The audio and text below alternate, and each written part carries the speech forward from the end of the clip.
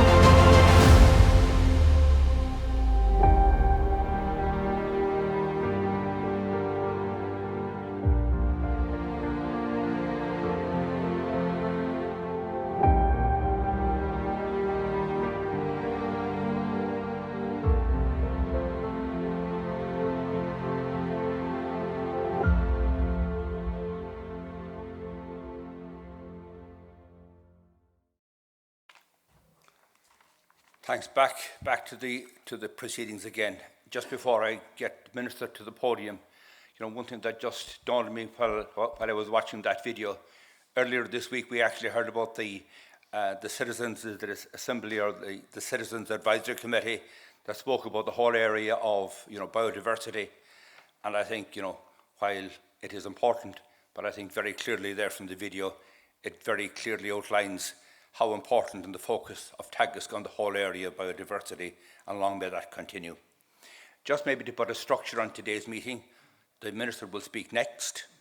After that, Frank O'Mara will be joined by a number of his key people, Stan, Pat Dillon, Frank O'Mara, and Siobhán Jordan. After that, and by the way, just to let you know that when Sinead will make her presentation, she'll be joined on the podium by Pat Murphy and Deirdre Ryan. Pat from representing the dairy industries today, and Deirdre Ryan from Bia. After that, Anne-Marie Butler, the head of our Teagasc Education, will chair a forum which will consist of our farmer leaders and also from business representatives. And just prior to that, we have the presence of the chair of the Climate Action, Marie Donnelly, the chair of the Climate Action Advisory Council, who will outline not alone for agriculture, but indeed the challenges that are there and the roadmap for all sectors within Ireland. The challenges that are there. It's not about agriculture, but indeed for all sectors. But I think for today, we'll deal specifically with agriculture right now. And I would like to see today as being a day where we look at, this is just, there will be many challenges along the way, but that we view it from a positive perspective and see it as a journey. And I think that is where we ought to see it.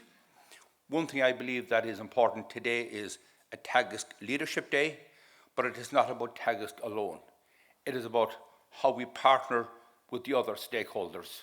I can see here today we have members from even the financial services, from the various, cooperatives around the country, meat sectors, and the various business leaders. So today it's about showcasing what we are leading out in partnership and in collaboration with our other stakeholders. So with that, Minister, you're most welcome. Thanks for joining us, and welcome to give your address, please.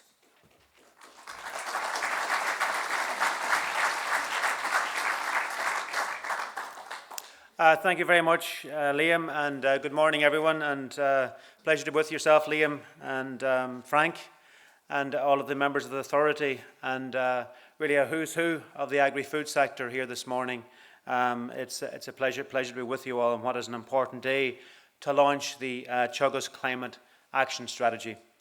As a sector and as an industry, we're lucky to have an agency like Teagasc at our disposal. The importance of your research can't be underestimated.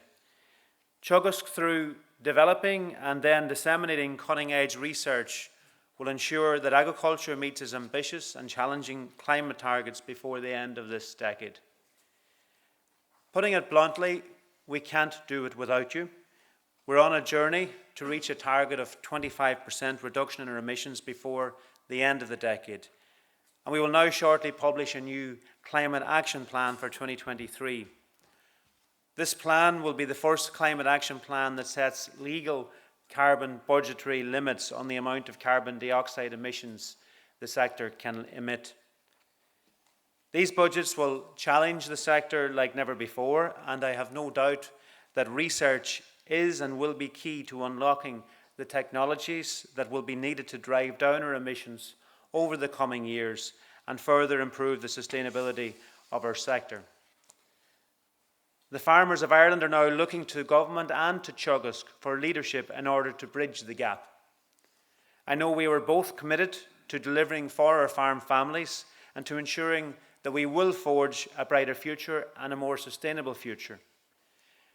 A future where tomorrow will be better than the one we have today, and where the sector that the next generation will inherit will be on a stronger footing and insulated from the challenges that we will face.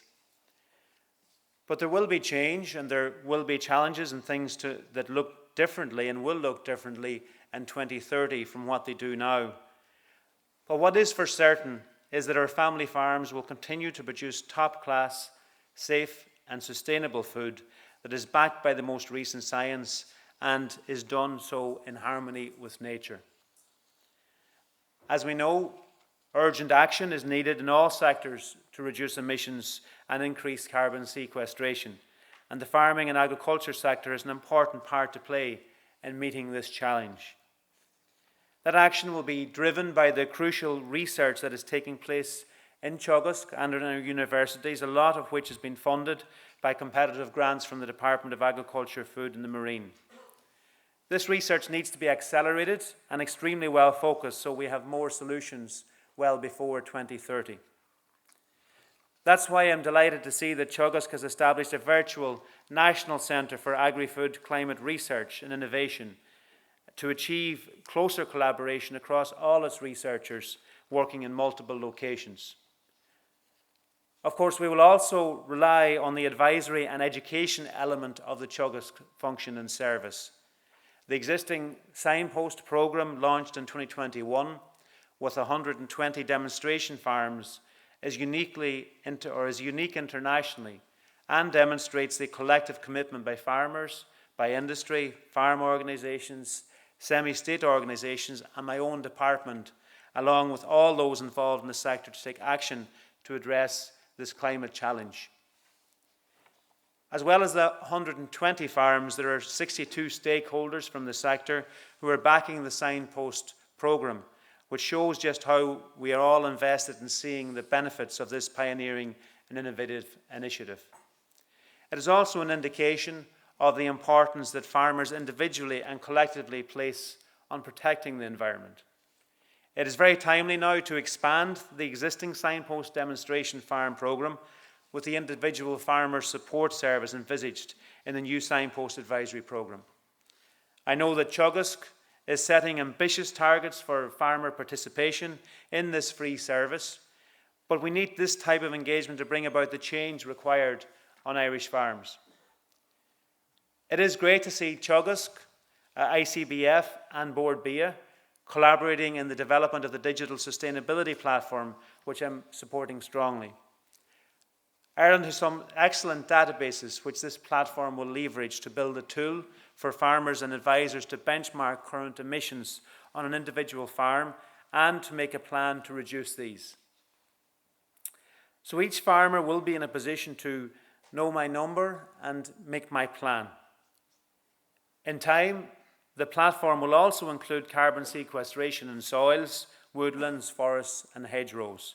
And this will be a key national resource for the future.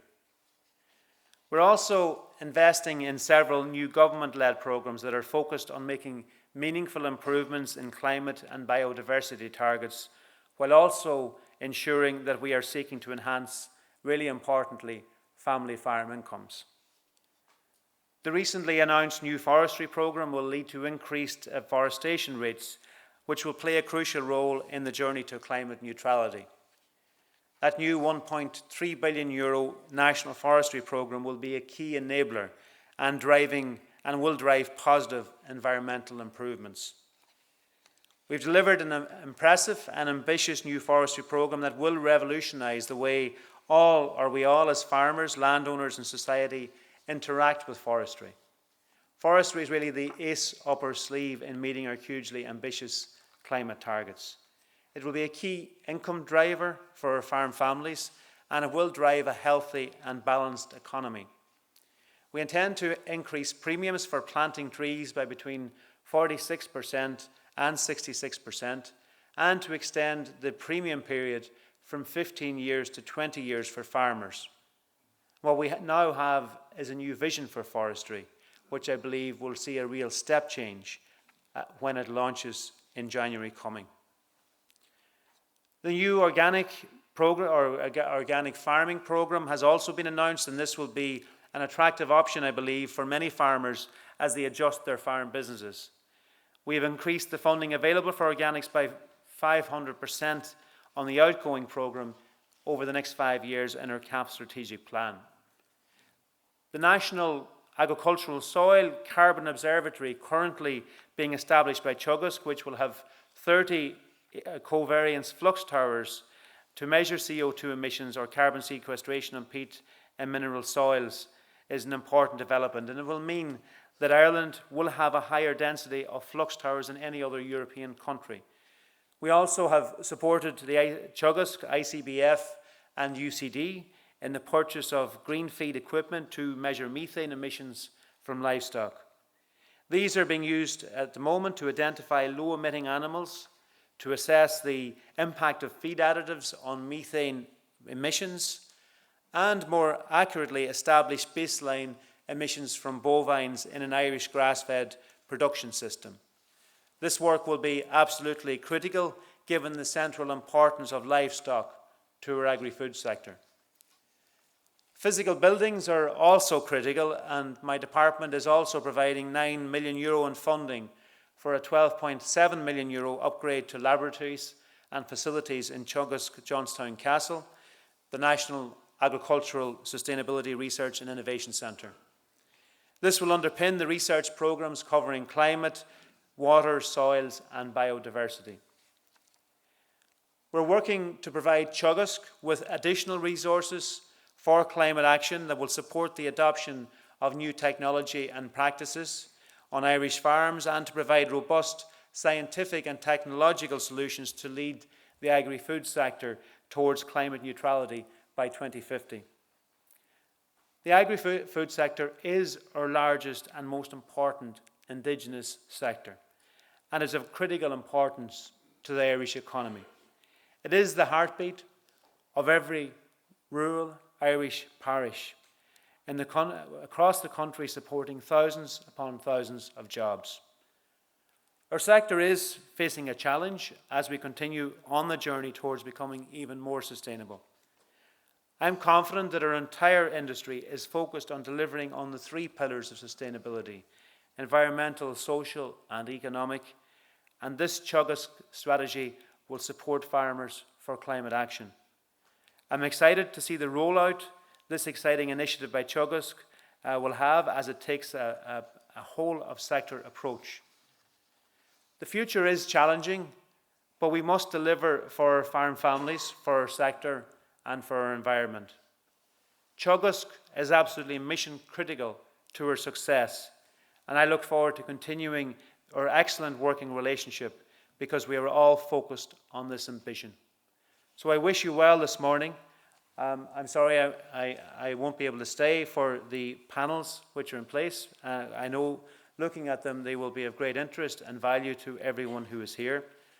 I thank so many of you for taking the time to come and be here this morning. I thank you for all of the work that you're doing. This is a time of challenge, but it is also a time of opportunity.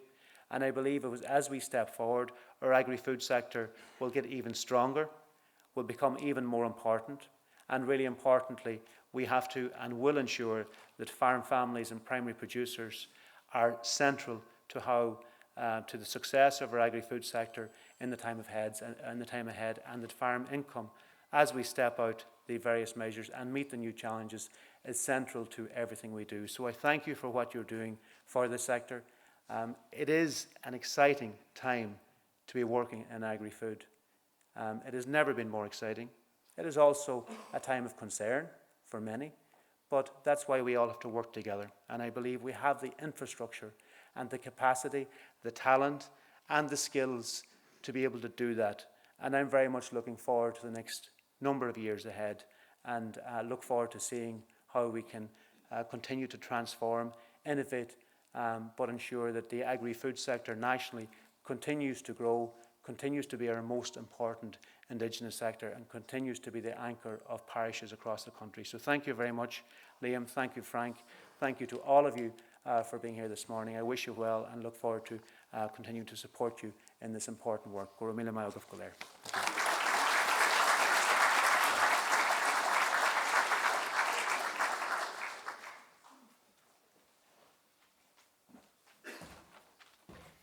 Thank you, Minister. Appreciate that. And I think what is important is that we acknowledge both your personal commitment, we said, to Teagasc and to the agri sector, but also the support from your team in the Department of Agriculture, Food and the Marine.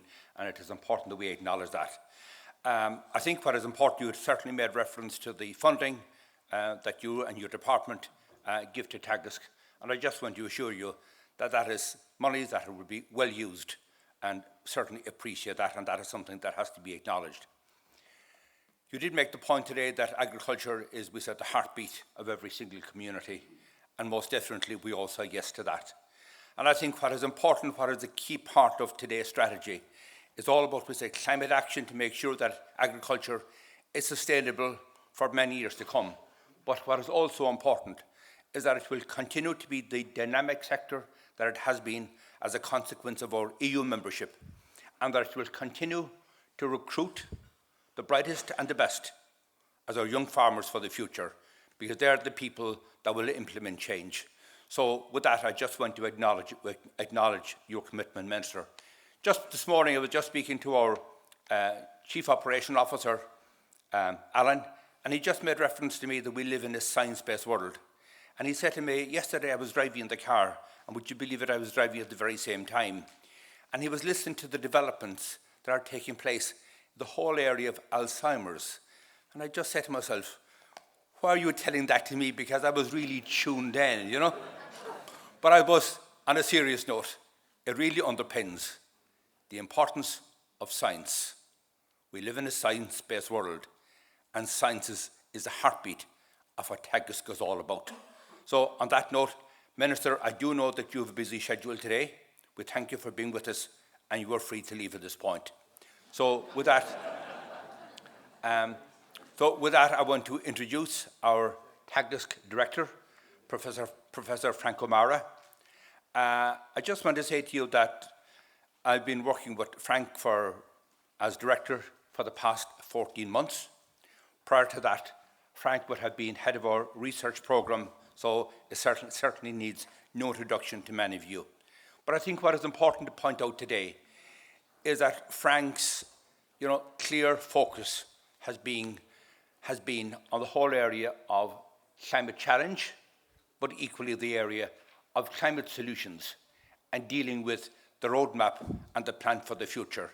And I think, Teagasc leadership with Frank to the fore, we're in a very safe and secure place, recognising his science background and in particular, his particular focus where the whole area of climate change, challenge and solutions is at the forefront of where his mind is at the start of every single week. So with that, Professor Frank O'Mara, over to you. Thanks very much, Liam, and good morning, everybody, including members of the Teagasc Authority, all the representatives here we have from many, many organisations, and my own staff, and in particular also the people that are watching online. We have a lot of Teagasc staff watching this event online, and some other people as well. So look, you're all very welcome. And I'd very much like to echo Liam's thanks to the Minister for being here today to launch our climate strategy, which sets out what Teagasc is going to do to support farmers to take action to combat climate change. So the last 12 months has been very important in relation to climate policy, both nationally and internationally. And the next big event that we're going to see is the launch of the government's Climate Action Plan, which will set out the actions that each sector will have to take to meet our 2030 targets. And we all know that urgent action is needed to reduce emissions and to increase sequestration and to adapt to our changing climate. We also know that the world is facing crises in terms of food security and nutrition security, in terms of energy security, in terms of water and biodiversity. So the actions that we take must deal with all these challenges in an integrated manner. And the ask for agriculture is big.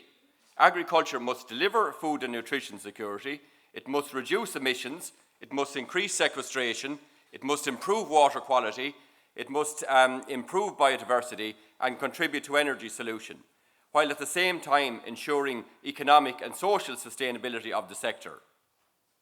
So while our strategy today deals very much with climate, we fully recognise that we must support farmers to deal with all these challenges in an integrated manner.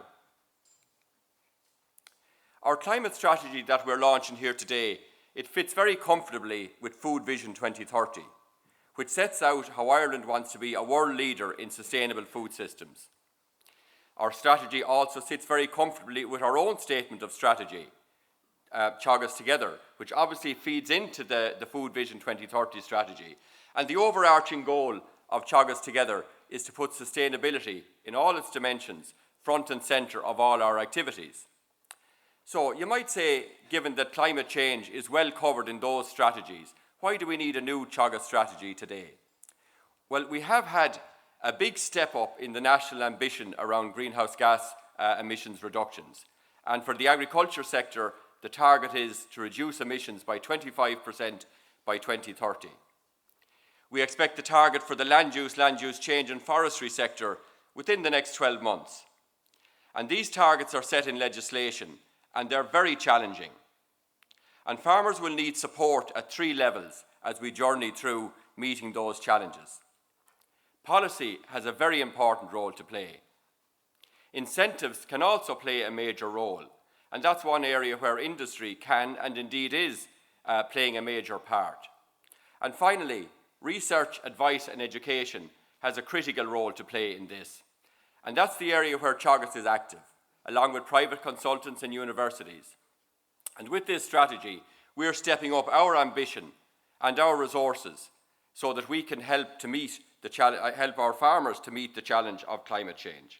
And we want to put ourselves in a position that we can give effective leadership in the research, advice and education pillar. As a science-based organisation, we ask ourselves, is there a roadmap to the 2030 targets through technology, efficiency and system change?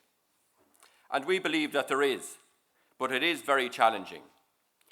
And we see the roadmap in 3 phases. The first phase is about adopting the technologies that we already know about, those in the Teagasc MAC.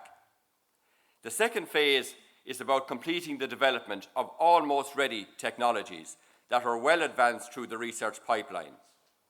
And the third phase is about bringing to fruition early stage technologies that are at an early stage of this research pipeline. And along the way, there will be opportunities for diversification for farmers. We see a lot of interest in organics at the moment. The Minister has alluded to the increased grants for forestry proposed in the new forestry programme. And there will be opportunities for farmers in anaerobic digestion and solar electricity generation. So there's a lot of moving parts in this roadmap, but I think the critical thing is that we make a start and that we support farmers to rapidly adopt the measures that are in the Teagasc MAC and that we start to see the agricultural emissions in the national inventory go on a downward trajectory. This roadmap, puts out 2 key asks of Teagasc. The first is that we must accelerate the development of new technologies, and we must support our farmers to adopt technologies and to avail of the diversification opportunities that will arise. And our strategy that we're launching today is about enabling us to deliver those 2 asks. There are 3 key pillars to the strategy that we're launching today, and they'll be outlined by my colleagues in a few minutes. But in brief, we're launching a new Signpost Advisory Programme to support farmers with adoption. We're establishing a National Centre for Agri-Food Climate Research and Innovation to accelerate the development of technologies.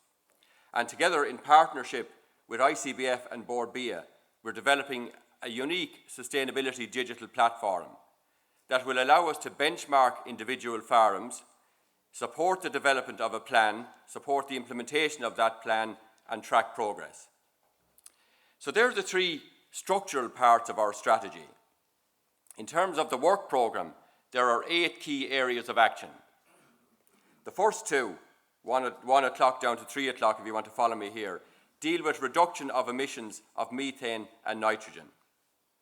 The third area is to increase carbon sequestration in our soils, our forests, our woodlands and our hedgerows. The Chairman mentioned earlier, we had the recommendations coming forward from the Citizens' Assembly last weekend. Our 4th area of action is to increase biodiversity on farms.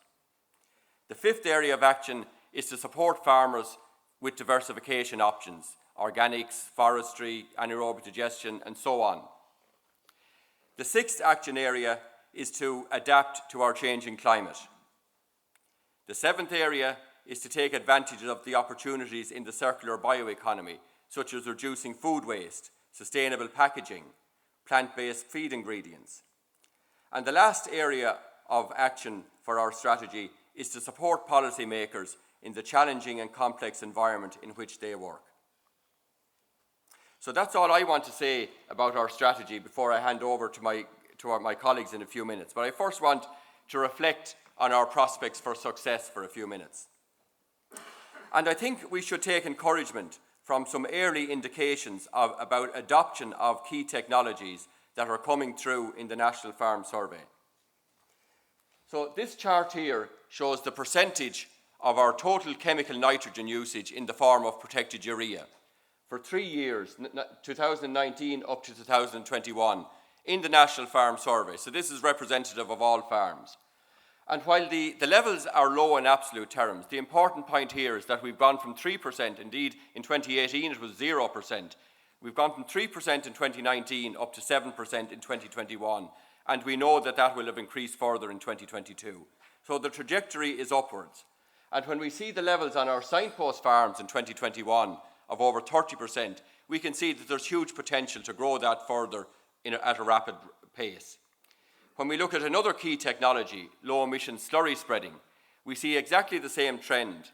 This time the absolute levels of adoption are higher. This is a technology that has been around for longer, and farmers have really taken it on board.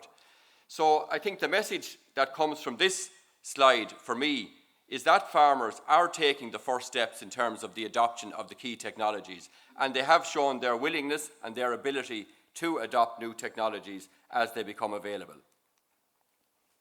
The second thing that's important and encouraging from my point of view is that we're building on some existing important assets. And the first of these that I want to mention is the Signpost Programme. This is a programme, as the Chairman mentioned, with 120 demonstration farms, and all of those that are either here today or listening online, you're all very welcome and you're playing a really important role in this whole journey.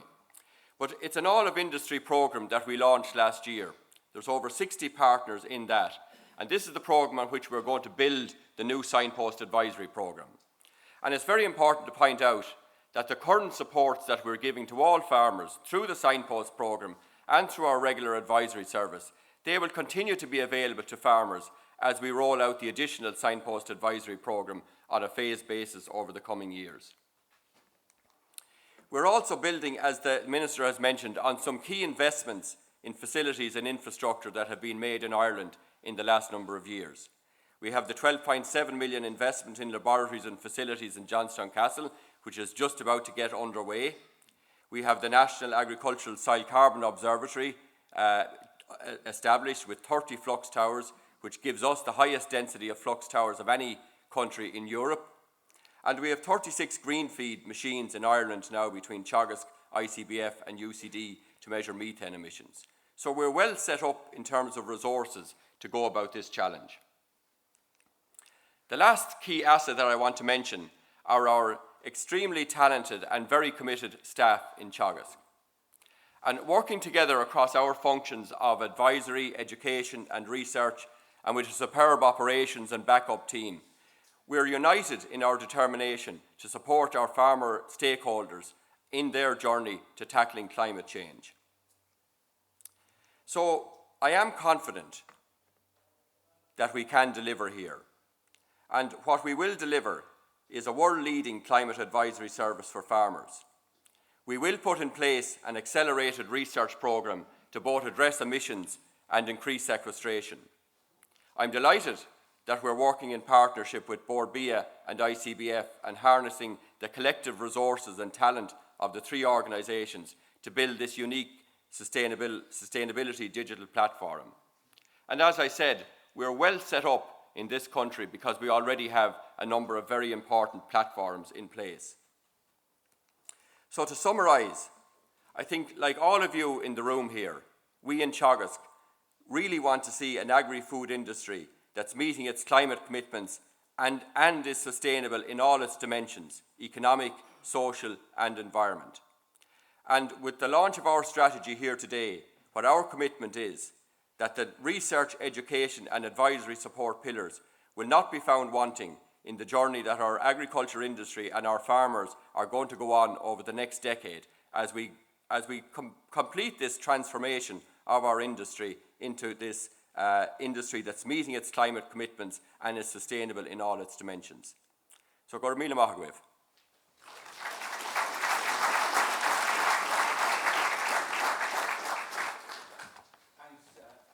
Thanks, Frank. Thanks, Director. As Frank would have clearly outlined, one of the key platforms is the whole area of the Signpost programme. That is something that will be laid out, as Frank would have said, to 50,000 farmers, and who leads our advisory service is Dr. Stan Lalor, and Stan will actually, talk through how that will be communicated to all of our farming community. Just two points I would make, just in case. I'm sure that many of you would like to ask questions, and at the end of this session, there will be a Q&A session as well. And while the whole focus today is on climate and climate action and methane and all of those great and wonderful things, in case any of you, in case the energy levels are low, lunch will be provided to everybody after 12 o'clock at the time we plan to finish. So with that, Dr. Stan Lalor, Head of our Advisory Service, please. Thank you very much, Chairman. I'm delighted to be introduced in the context of we will get through this and we'll get to lunch. So look, I'm delighted to have this opportunity to present, I suppose, one of the key pillars of the overall strategy, which is the Signpost Advisory Programme. And what I hope to do in the next 10 minutes or so is I suppose, cover two key things I want to get across here. One is, I suppose, the reasons behind why we're setting up this advisory programme on the first hand, but then secondly, when we have it, as it is established, what kind of farmer who's participating in the programme expect from it, and that's what I hope to outline in the next few minutes. So I suppose, why a Signpost Advisory Programme? And there's a few key reasons, I suppose, why we're setting up this Signpost Advisory Programme within the overall strategy in response to the climate challenge. And the first reason, as has already been alluded to by our Director, is we have and are very fortunate to have and acknowledge the role of Tom Maguire, who leads this programme, and all our colleagues in Teagasc and all our partners who facilitate this programme, and particularly all our demonstration farms who are in place on the programme.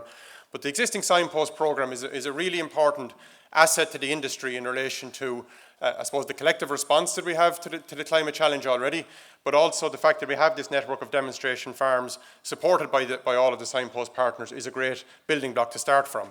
And one of the reasons why a Signpost Advisory Programme is so important now is because always within the ambition of that programme, there was an element which was to be a Signpost Advisory Programme within that. So that's, I suppose, the first reason why we're moving now towards establishing this Signpost Advisory Programme. The second reason relates to the roadmap that the Director already showed in relation to these stages along the journey towards 2030 and onwards to climate neutrality in 2050 in line with the government and the sectoral objectives. And where a Signpost Advisory Programme really has two really important roles in this journey is firstly, with regard to phase one and the technologies we already know about, we want a Signpost Advisory Programme to further accelerate the adoption of existing technologies on farms and support farmers to do that. And the second reason why a Signpost Advisory Programme is important on this journey is to build the capacity within our advisory services so that we're able to support the future technologies as they will come on stream, and we'll see how the research programme within the strategy is going to develop those in a few minutes. And then the third reason why we want a Signpost Advisory Programme is very much related to the fact that farmers want to take action. We continually hear that feedback coming back from the ground. There's much more, and it's very encouraging, the growing awareness that's there in terms of the global challenge around climate, the national challenge around climate, and the individual farmer challenge around climate. And more farmers are coming to us and say, we understand, we need to act, tell us what to do. And rather than me telling you what I think those actions are, let's hear from some farmers who will tell you themselves in relation to why they're interested in this, why they're participating. All of the farmers are going to show our Signpost demonstration farms, why they're participating and what their motivation is.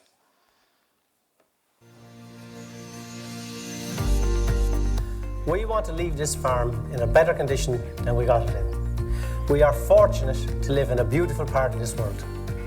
Our children and all future generations of our family, the local community and wider society deserve the same opportunity to enjoy this beautiful country.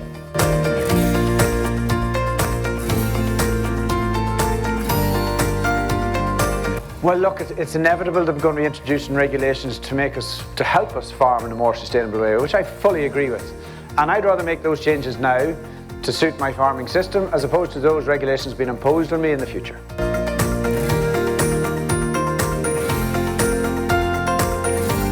I want to be sure that the customer wants to buy the product that I produce. The customer is getting more and more aware of the environment and how food is produced on farm.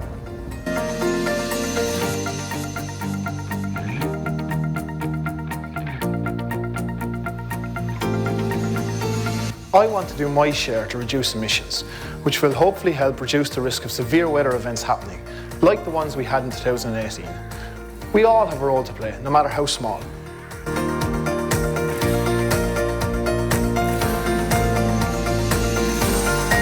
Implementing the technologies to reduce emissions is a win-win for my farm. Many of the changes that I'm making are also helping to reduce my farm costs.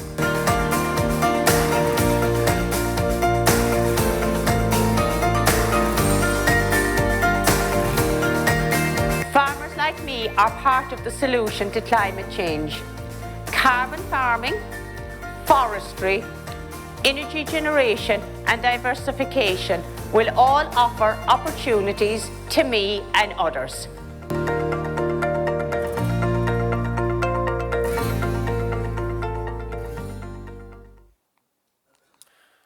So I want to thank all our farmers who contributed to that video, but it's just a very good example of the motivation and the attitude that's out there. We're pushing an open door in terms of farmers who are willing to participate and willing to take action. So moving on then and talk about, well, what will the programme look like in terms of helping these farmers who want to take action? What will it look like? So the first aspect of the programme, which is really important, is the programme we're launching will be available to all farmers. This will not just be a programme facilitated by Teagasc for Teagasc clients. This will be open to all farmers, whether you're a client of Teagasc or not. One of the key partners in this, obviously, we'll be working with all of the industry partners that we have in the existing Signpost programme and in the wider sector. In terms of maximising the recruitment of farmers into the programme, but in particular we'll be working very closely with the private consultants and the Agricultural Consultants Association to ensure that this programme complements very well what they're trying to achieve with their clients, in addition to what we're trying to achieve with clients who are working more with Teagasc in terms of integrating that and maximising the opportunity to participate for all farmers. The programme is very much built around an enhanced advisory and training support for all the farmers who participate. The programme is very much built around the idea of individualising the climate challenge to farms and therefore farm-specific action plans to make sure we put the right actions in the right place on the right farms. And that will be all within a Know My Number, Make My Plan aspect of the programme that will be supported by the Sustainability Digital Platform, which we'll hear more about later this morning.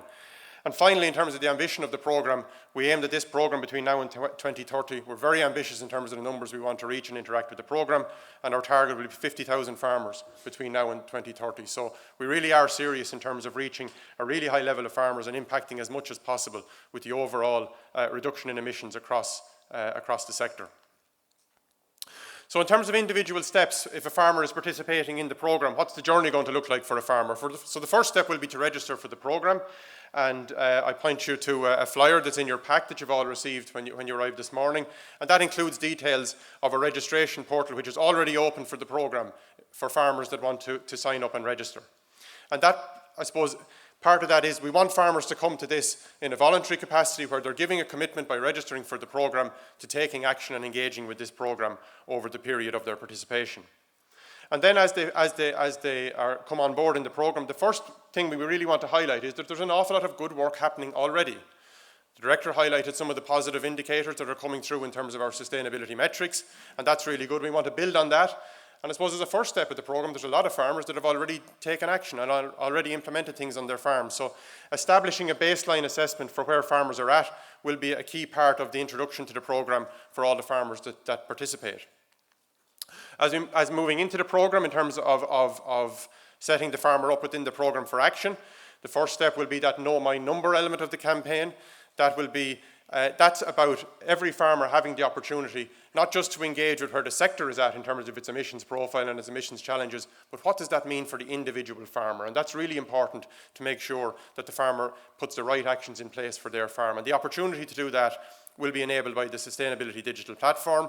It will help a farmer see their current emissions profile, but that platform will also help a farmer to understand and assess what scenarios with what actions will give the best outcome and therefore allow for the optimisation of an action plan for that farm as a result. And linked to that will be the next aspect, which will be make my plan. And that is where the farmer, on foot of greater understanding of their emissions and the challenges and the individual requirements or individual impact of actions on the farm, can select and commit to the right actions and set timelines around those actions. When those actions in that plan is in place, the next step, and this is where I suppose the key work of the programme and the key aspect of the programme, which is really important, is the support for action. And over the course of this programme, with thanks to additional resources, we intend to put 30 staff between now and the end of the first quarter in 2023. Will be additional staff in Teagasc that will be dedicated around supporting actions around this programme to provide the support to farmers who commit and make plans to have that support for whatever action they're going to adopt that's appropriate to their farm or the region they're working in, that they have that support, whether it's through group-based activities, whether it's through one-to-one support, so that they have the support there, not just to do a plan, but to implement that plan over the 3-year participation period. And finally, you know, when the programme is finished in terms of the plan being implemented on an individual farmer, again enabled by the Sustainability Digital Platform, we'll be able to see and demonstrate to the farmer, and the farmer can be proud of their own individual effort and their role in the collective contribution of farmers to achieving the targets of the agri-food sector. What are the benefits of the advisory programme? There's 2 levels of benefits. The first one is for farmers, you know, early on in the programme to establish that baseline, you know, recognise what farmers have already achieved is very important, but within the planning process to pick the right actions, and that's very important as well. It's not just about telling all farmers what they need to do in general. This gives the opportunity for the individual farmer to engage. The support the farmer will receive through the programme is really important benefit for the farmer as well, so that as I've showed the motivation of farmers that they want to take action, this is the programme that will accelerate and provide extra support to be able to take action, which will result in the emissions reductions we hope to achieve on individual farms. But what about the industry? There's a huge benefit to this programme that we see in terms of the collective response of the industry. We appreciate where the public discourse is in terms of sectoral emissions and the challenges around various sectors, and agriculture is spoken about no other than any other sector in that way. And the fact that the sector could get behind a programme like this, which is able to highlight high participation rates of farmers which are coming to the programme voluntarily, receiving this support, and with the help of the systems around, with the Sustainability Digital Platform and so on, to be able to demonstrate what that programme is achieving in terms of emission reductions is a huge value added for the sector in terms of our collective message around what we're doing on the climate challenge. The other area for the industry is the future capacity that the programme will develop with respect to not only the support around the technology we know, but also as the research comes through and future technologies become available. And again, no more than on the individual farm, it'll help to demonstrate and account for our emissions reductions for the whole sector. So finally, in terms of the milestones for the programme being established, launched today and established in the early part of 2023, the eventual target of achieving 50,000 farmers completing the programme will be achieved through a new entrant target per year of 10,000 farmers, initially starting in 2023, targeting initially farmers at the more intensive higher emissions levels, and obviously that's a good place to start in terms of reaching those farmers. But each year in the programme we'll be planning to bring on 10,000 additional farmers, and that will ramp us up towards 2025 towards having consistently 30,000 farmers participating in the programme, and from 2026 on start to see those numbers in terms of farmers completed coming through the programme. So that's a quick oversight of the programme in terms of its objectives and what it would look like for a farmer. Again, I point to the flyer that's in your leaflet in terms of the registration portal and further information in the brochure as well. So with that, Chairman, I'll hand it back to you. Thank you. Thanks, Stan. The word heartbeat has been mentioned on a few occasions today, and I think you will all agree that technology and technology transfer is the heartbeat of what we do. And on that note, I want to introduce Dr. Siobhán Jordan. Siobhán is Head of Teagasc's Technologies Transfer and Commercialisation, and she will make a presentation in relation to how she plans to communicate all of the good work through the technology platform.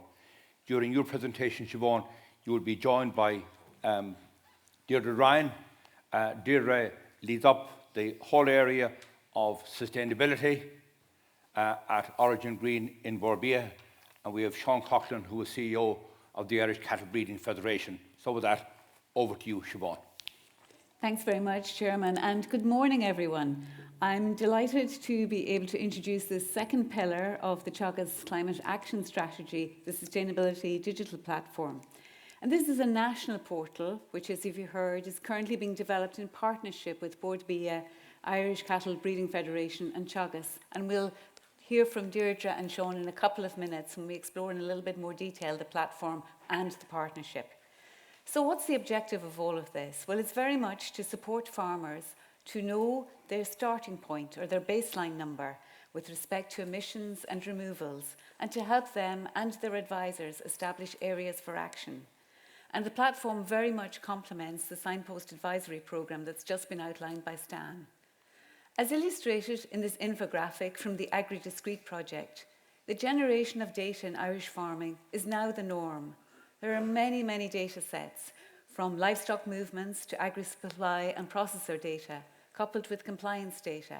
And on farms, there can be adoption of digital technologies that lead to existing and new numbers with respect to sensors, to spatial data, and also with farm management apps and GPS-enabled machinery.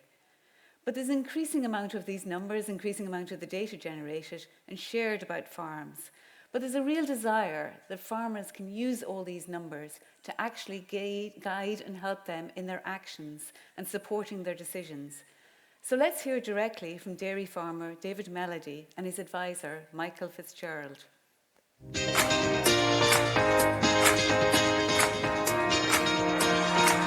What I use data technology for at the moment is collaborating grass management, my milk quality results, and also find it handy for breeding and fertility.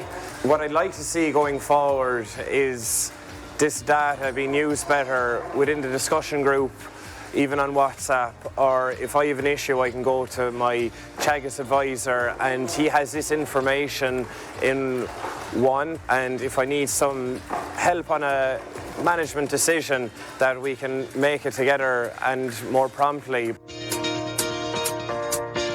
We have our farmer clients who are making use of apps to gather information. So what we're looking for is to encourage farmers in the future to upload as much data as they can. So that will enable us to tailor our advice to each farm specifically and do that in a quick response manner, and that way deliver a better service to our clients.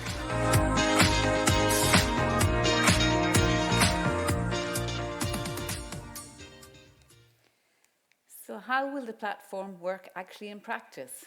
Well, subject to a farmer's permission, existing data will be gathered from multiple sources in an automated fashion. And using the Teagasc scientific algorithms, the data can be analysed in real time to determine a farm's baseline. And that's where then the decision support tool can support planning the what-if scenarios to identify opportunities to reduce emissions and enhance removals. So a farmer can clearly know the difference if he spreads protected urea, or what if I reduce slurry emissions. And these in turn can contribute to the action plans that can be implemented on farms. The farmer and their advisor can then monitor, they can record and they can review to establish and re-establish a new annual baseline, and so the cycle can begin again. And the platform will allow the ability for farmers to access reports of current performance and potential performance based on the decisions made. And at the heart of all of this is establishing a gold standard methodology that is truly reflective of Irish farming practices. So, where are we now? Well, the initial pilot phase has a number of significant elements. There's the peer-reviewed research by Teagasc over the last few years that has led to the development of life cycle assessment models and algorithms that are representative of Irish pasture systems and their associated farming practices.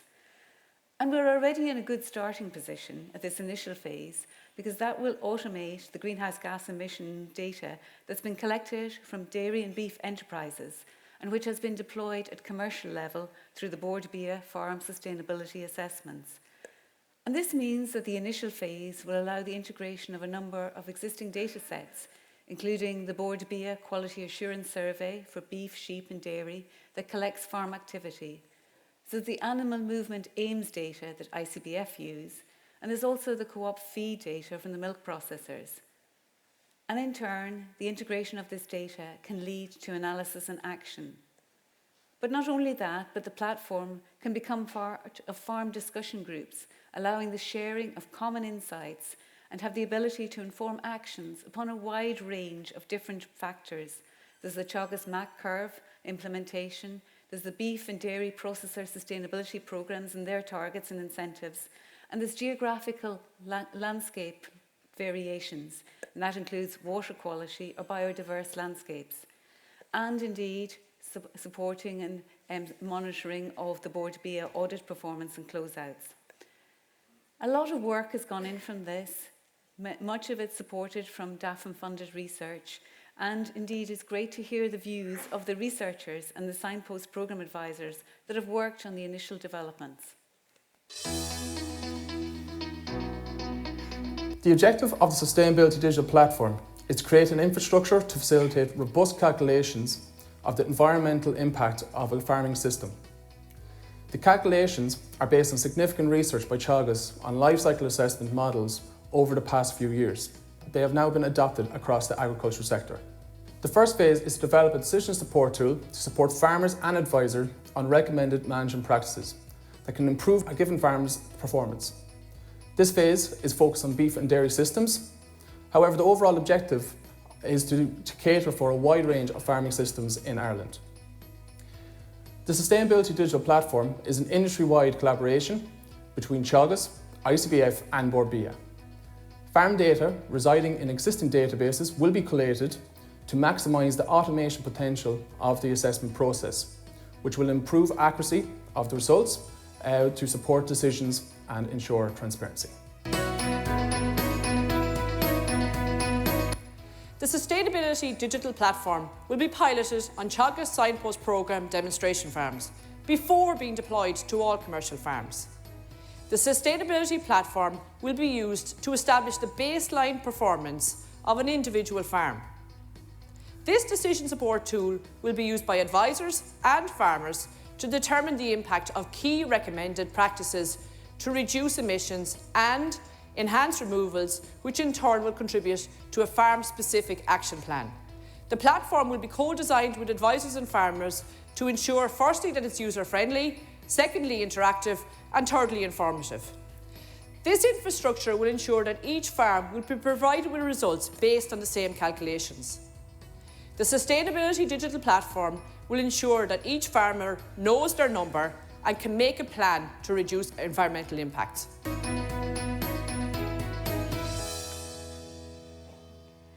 My colleagues Jonathan and Siobhán have outlined the benefits of the platform, which are summarised here. There's the maximising the use of existing databases in the sector, particularly avoiding duplication of effort for farmers having to enter data on a number of occasions, but also minimising human error. There's also the importance of ensuring that the farmer's permission and that they own the data is acknowledged. There's no duplication, one source of truth, that gold standard methodology for Ireland, and that verified data is used to ensure accuracy of the assessments.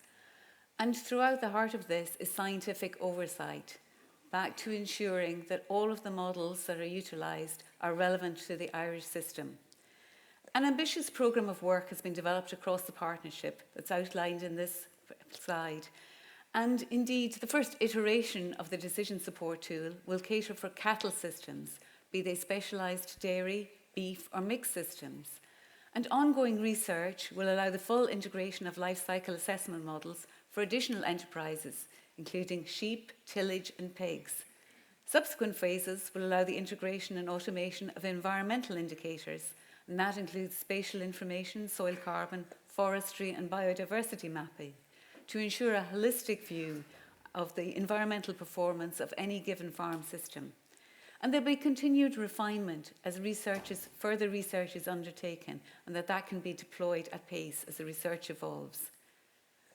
A Can't overemphasize enough the word partnership in outlining the Sustainability Digital Platform and the support from DAFM. And this draws on the strengths of our individual 3 organisations without compromising our individual areas of expertise. So it's great that Deirdre and Seán can join me on stage this morning to explain a little bit more. Deirdre, very welcome to you. And perhaps you could outline in the first instance Board Bia's strategic interest in the platform and how the proposed activity will build on the existing collaboration. Thanks, Siobhán, and firstly, congratulations to Teagasc on the launch of the climate strategy. As a sister agency, we really welcome the collaborative effort and look forward to working with you on the strategy. It does build on a lot of the work we've been doing for a number of years. The beef, dairy methodologies, as you know, have been incorporated into the Board Bia quality assurance audits. But our farmers need more support and tools, and we need a place to deploy the advanced research that is taking place on the platform. So I think this collaborative effort is really going to amplify what's been done to date, but you know, it's a huge step forward for us and a welcomed one. Thanks, Deirdre. And Seán, we all know that collaboration on digital platforms between different agencies is not easy. So what's the key benefits and perhaps the additionality on working on a multi-platform rather than a single platform rather than multiple platforms? I suppose there's probably a couple of things, Siobhán. Firstly, I would say cost. We're spending taxpayers' money, we're spending farmers' money. If we're building multiple platforms, multiple systems, it's going to cost a lot more, that's for sure. So we're duplicating effort and therefore we're duplicating cost. But more importantly, I think, is that this is a complex area, and it's not going to get any less complex over the next number of years. And I think in terms of getting engagement with farmers, or getting engagement with industry, or getting engagement with the people that are buying our products, I think we need consistency of message. And I think if we have multiple systems and we have multiple databases, and we have Board Bia engaging on one platform and Teagasc engaging with another platform and ICBF engaging with another platform, first of all, you're guaranteed you're going to have 3 different results. Farmers going to get different messages, confusing messages, and it's certainly not going to help. So I think that the overriding one is the consistency of message, and having one message, one number, one and that forces, and that creates, because the collaboration is hard work, that forces us as organisations to make sure that we have consistency, and that's not straightforward, but I think it's far more important to do that than be expecting farmers at ground level to be dealing with multiple different numbers and trying to make sense of it all. Thanks, Seán. And Deirdre, I suppose that consistency of message is really important from Ireland on the international stage as well. So I suppose from the point of view of, are you aware of other countries developing similar methodologies? And I suppose the next question to follow on from that, will it support our farm producers and our food producers abroad? Well, absolutely, Seán. So we export 90% of what we produce, 13.5 billion, which equates to about 37 million worth of produce every day. And we know the market is demanding more and more sustainable produce, and we sell our food on the proposition of safe, quality and sustainably produced food in a demanding marketplace. So, this partnership and the acceleration of progress can only support us, in that going forward. Something like 72% of global buyers now, not sustainability experts, demand sustainability credentials. So we can deliver that increasingly. The question around, the farm assessments, we don't know any other country that is blessed with the infrastructure that we have in terms of the science and research and knowledge transfer. Teagasc, the audit infrastructure and process and detail and we can get from animal data and genetics through ICBF. So we really feel like there's a huge opportunity here to build on the collective efforts of each organisations and support farmers to make the improvements, but also for us to be able to communicate those in the marketplace and get recognition. Thanks, Deirdre. And Seán, thinking about the single platform and supporting the farmer with a more complete picture, there may be nervousness within the farmers about their data and who will have access to the data. And also, the flip side of that is perhaps what could be the incentives farmers to engage with the platform? Yeah, I think the critical thing is if farmers are nervous about what's happening with their data, I think that's a good thing. because it's very powerful. And if it's in the wrong hands, it can be used against farmers. I think that the thing with the platform and the principle that we have here, unlike what is happening in a lot of other countries, is that the principle of the platform is that it's going to be on a platform where the data is still owned and controlled by the farmers. And you mentioned earlier in terms of authorizations, in terms of the data won't be going anywhere without farmers' permission. And I think that's key. And I think the second thing then is by farmers actually having control of the data and having it in somewhere where they actually, first of all, where they know the data is and that they know that they have control of it, is that we need to ensure that as people are, when the value is being extracted from the data, is that the farmers are retaining that value and that it's not being leaked off to third parties, and its third parties are in effect harvesting the value of the data on the back of farmers. And I think that that's critical, because I think if that happens, you won't have the buy-in from farmers and we won't get the engagement that we're going to need to make the progress we need to make. Thanks very much, and thanks so much to Deirdre and Seán for joining me. I'd now like to hand back to the chairman. Thank you.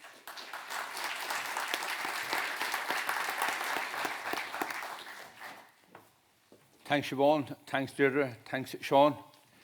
I think you will all agree with me that research underpins what we really do in Teagasc.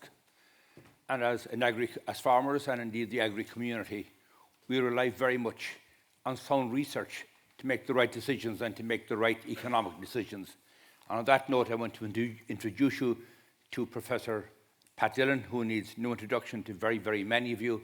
Pat heads up Teagasc's research activity, and obviously a key focus of his presentation will be, as we mentioned earlier, accelerating the whole area of science, technology, and what we do in the climate action space. And obviously central to that is the development of, with a centre-specific, for climate action programme and development. So with that, it's over to you, Pat. Okay, thanks very much, Chairman, for that. So my role here this morning is to talk about the third pillar of the Teagasc Climate Action Strategy, and that is to set up this National Centre for Agri-Food Climate Research and Innovation. So the first question people would ask is, why do we need this centre? This centre, first of all, will be virtual. It's not building a new centre on its own, but it's bringing together all the capabilities in Teagasc, the 4 research programmes, our advisory programme and our education programme together. It's also allowing us to collaborate both nationally and internationally with research institutes and universities. The structure of it will be very similar to other structure centres we have in Teagasc, say the SFI Centre, Vista Milk, or the Enterprise Ireland, Meat Industry Ireland. So it will have its own leadership and its own support programme. Additionally, we'll be adding 24 new staff to it, and these are staff, strategic staff, that will be really important in facing our challenge, our climate challenge.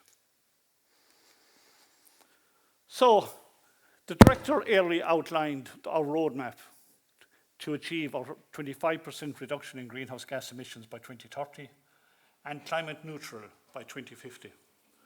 Now I want to go on to the key areas of action that will deliver this for us going forward. So the first area I want to talk about is reducing nitrogen emissions. We know that 30% of agriculture emissions, nitrous oxide emissions, are associated with agriculture. We also know that moving from for fertilizer, for nitrogen fertilizer that we use, that moving from calcium mononitrate to protected urea will reduce nitrous oxide emissions by 70%. However, that is not going to be enough for us to achieve our 25% reduction targets. And there will be a requirement to reduce chemical nitrogen. We have seen recently the publication of both the Dairy Food Vision and the Beef Food Vision documents. And they have set very ambitious targets to reduce chemical nitrogen by somewhere between 27 and 30% by 2030.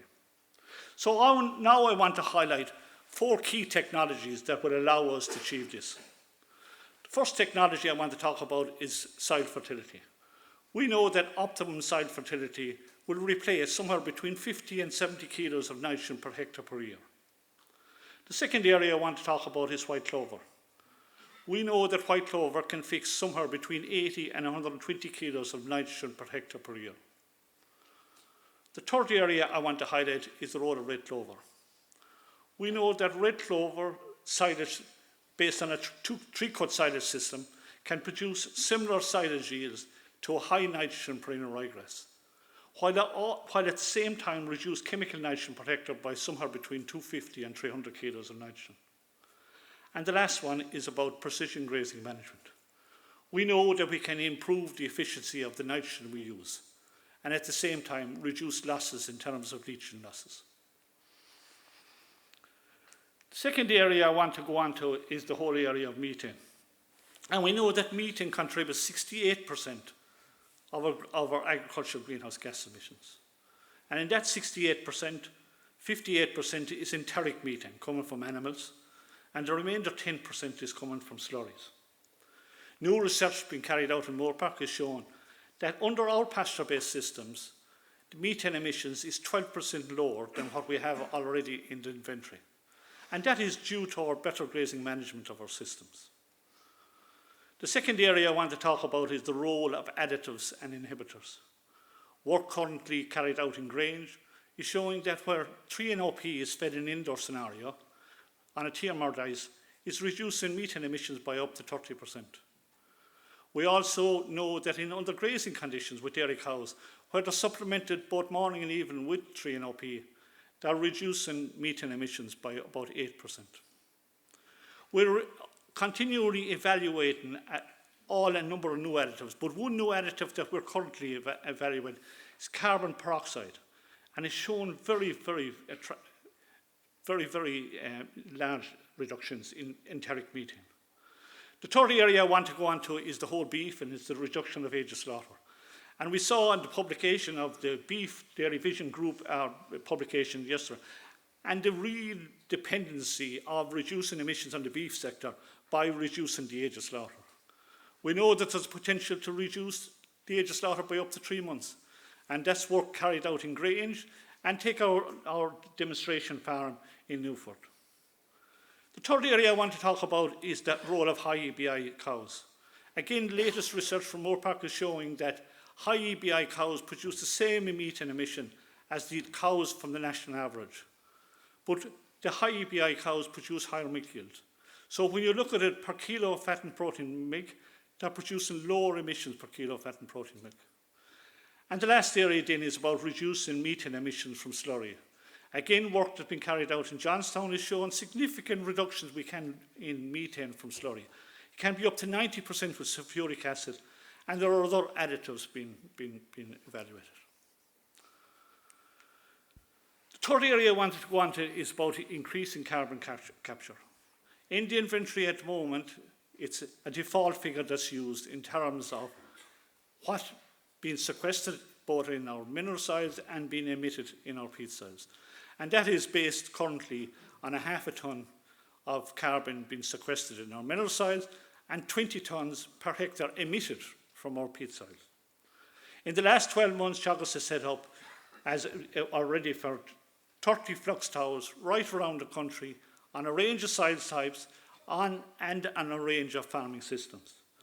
And in conjunction with soil sampling, we will be able to, first of all, put precise figures in what is being sequestered in our mineral soils and being emitted in our peat soils. Additionally, we'll be looking at management practices to increase carbon sequestration even in our peat soil, our mineral soils, like in our cropping system, increasing organic matter through more farm manure, cover crops, incorporating straw. In our grassland systems, looking at the benefit of grazing management, improved soil fertility in increasing our sequestration. And lastly, in our peat soils, we'll be looking at what does water table management do in terms of sequester or inhibiting methane emission from our peat soils. The fourth area I want to go on to is the whole area of biodiversity. We know that biodiversity loss has increased through intensification of agriculture. the EU Biodiversity Strategy has set a target that 10% of farmland will be allocated to high biodiversity landscape. There is two areas that we can make progress, both intensive farming by adapting more hedgerows and woodlands on our tillage farms, and that will also pay back in terms of increasing carbon sequestration on those farms. In our more high-valued nature farming systems, which account for about 30% of our farming systems, there is potential. There's a lot of a lot of the area is associated with biodiversity, but we can significantly improve the biodiversity in these regions. This will have to be based on results, and farmers need to be supported in terms of payments to do that. The next area I want to talk about is increased diversification. There is no doubt about it, and it was talked this morning, that we will need to increase our diversification of our systems in order especially to reduce our target being climate neutral by 2050. There are a number of areas. The first area, and again it was referred to, is about organic farming, and you see the programme for government has set very ambitious targets. Currently from less than 2% to up to 7.5%. And there is money following that in terms of the new cap. There's about 250 million associated. And Teagasc have allocated specialised staff in terms of both advisors and specialists to support that area. The next area I want to talk about is afforestation. We know that the level of afforestation has drastically reduced in recent years. It was a peak of somewhere around 16,000 hectares back in the mid-90s, down to 2,000 to 3,000 hectares currently. And again, the Minister are now referred to the new supports in terms of forestry. The 3.1 billion that's allocated to support the programme in terms of increased grants and increased premiums. So this will be, again, very important in achieving our targets. And the last one I want to talk about is biomethane production. And this is anaerobic digestion, and this is the new plant that's just been put into operation in Grange. And again, the government has set very ambitious targets in terms of methane production of 5.7, I think, kilowatt by 2030. Teagasc is looking at how we can produce feed for feedstocks for this biodigester in terms of efficient feedstock. And we also need to look at the digestives that's coming out from those plants in terms of its impact, its emission impacts, and its value as a fertiliser. The next area I just want again to briefly go into is about enhanced adaptation. There is no doubt about it, we need to adapt our systems to climate change. We're not seeing the extreme things in Ireland that we're seeing in other parts of the world, but that is not to say that we should still be proactive. We're probably going to have more summer droughts. We're probably going to have more variability in extreme plant. One area of work that we're carrying is multi-species swards, and multi-species swards give you a bigger genetic diversity. And there probably will be more sustainable in an environment where you're especially under water stress and in terms of heat stress. The other area then in terms of the whole area is around our cropping systems. You know that again the Green Deals has set a target to reduce pesticide by 50% by 2030. And the availability of chemicals and all the issues involved around pests. So our crop research programme is going to develop integrated pest management strategies to reduce our dependence on chemicals and weed control and develop systems that we can operate without those supports. The next area I just want to go about circular food systems, and again there is a requirement to reduce food waste, and that's for the national-wide requirement, but also especially in Ashtown, they're developing more sustainable packaging. We also all agree that long-term, both dairy and beef protein will be the vast majority of what we produce. But we need to look to the future, and can we complement those feeds, those proteins, with plant proteins? So we have a big area working, two very significant projects looking at how we can integrate plant proteins into animal proteins. And we shouldn't be afraid of that. We know that there's going to be a food shortage going forward. And finally, I want to talk about policy and support and policy. And Teagasc has a really important role here. Is firstly, in terms of the MAC, we need to update the MAC on a regular basis based on new science. We're also supporting the Department of Agriculture in terms of developing, modelling new strategies going forward. And finally, we need to work very closely with the EPA, given that we need to change some of the inventory factors going forward, and we have to have a very good, strong relationship going forward. So finally then, so what are the advantages of this centre? It will give us a national focal point, and that's why we're here today. It will increase Teagasc's capacity in the area of work, and as I said, it will allow greater cooperation across Teagasc's research and KT programme. And in the broader sense, it will inform national policy, which is really important. It will allow us to develop stronger national and international collaboration. And lastly, like the sustainability platform, it will allow us great efficiency. We have to be efficient in what we do and bring it together, and working together will gain efficiencies. So I'll leave it at that, Chairman. Right. Thanks, Frank. Time is never on my side, and I think we're actually slightly overhead already.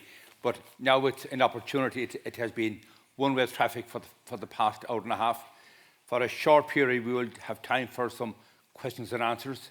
For those of you that are asking questions, I'm conscious that today's event is being live streamed. So I would ask you we'll have 2 roving mics. If you have a question or a contribution to make, I would ask you to do a few things. Please stand up, give your name, give the organisation that you're representing today, and as well as that, if you wouldn't mind, I would ask you to keep your questions or contributions short and to the point, and preferably to the discussion we've had this morning. So with that, I'll just take a few questions, please. Okay, I have one at the back.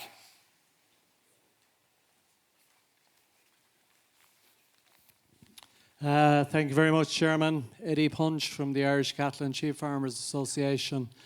Well, first of all, I welcome this initiative. I think it's really important that the ag-food sector gears itself up to deal with the huge, I suppose, negative commentary around agriculture in the sustainability space. So on questions, how will the sustainability platform feed into and integrate with the national emissions targets? And at a broader scale, how do we get recognition for what is being done here, you know, at international level in terms of IPCC, in terms of COP and so on? Because we are having problems with metrics being recognized. And another question is, how does the life cycle analysis of agriculture, how do we make sure that that's properly explained compared with tailpipe emissions, for example, being used to create the impression that transport isn't as bad as it seems and agriculture is worse than it is? Thanks, Eddie. Director, I will ask you to deal with those, if you don't mind, please. Okay, thanks very much, Eddie. And look, they're big questions, so I'll just give maybe short answers to them.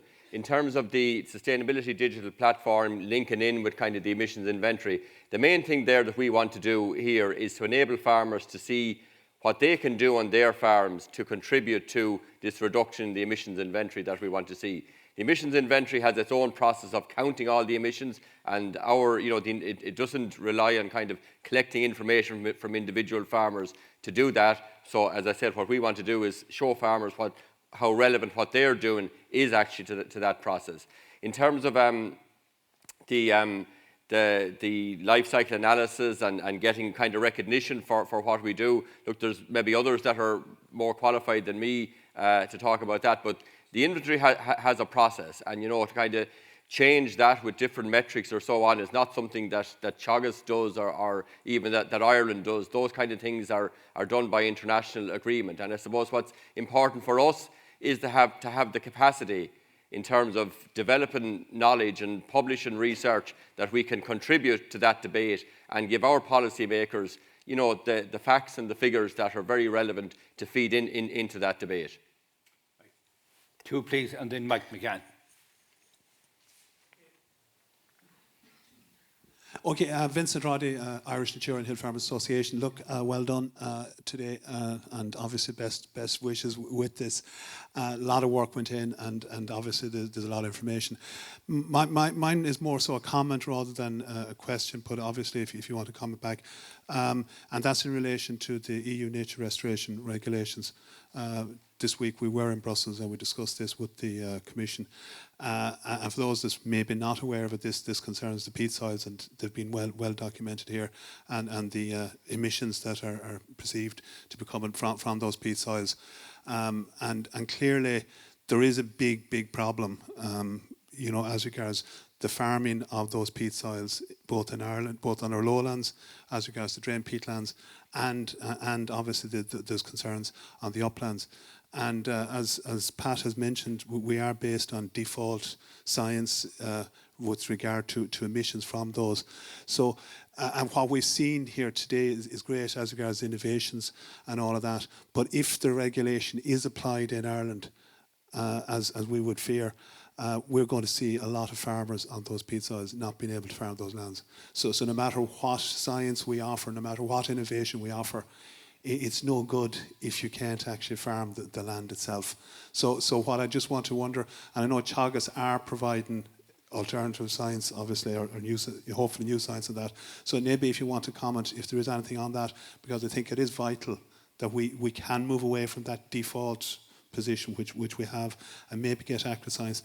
And I don't want to preempt that science, Frank, but hopefully that science can provide better information that will allow farmers, because we're looking at about 20% of our land area, to continue to farm that. Thank you. Thanks for that. I think I will ask Pat just maybe to give a short answer to that, particularly into the area and the work we're doing on our peat soils. Yeah, and it's a very good comment. And as I said, we have flux towers on those soils now, and it'll probably be 2 to 3 years or 4 years before we have the data.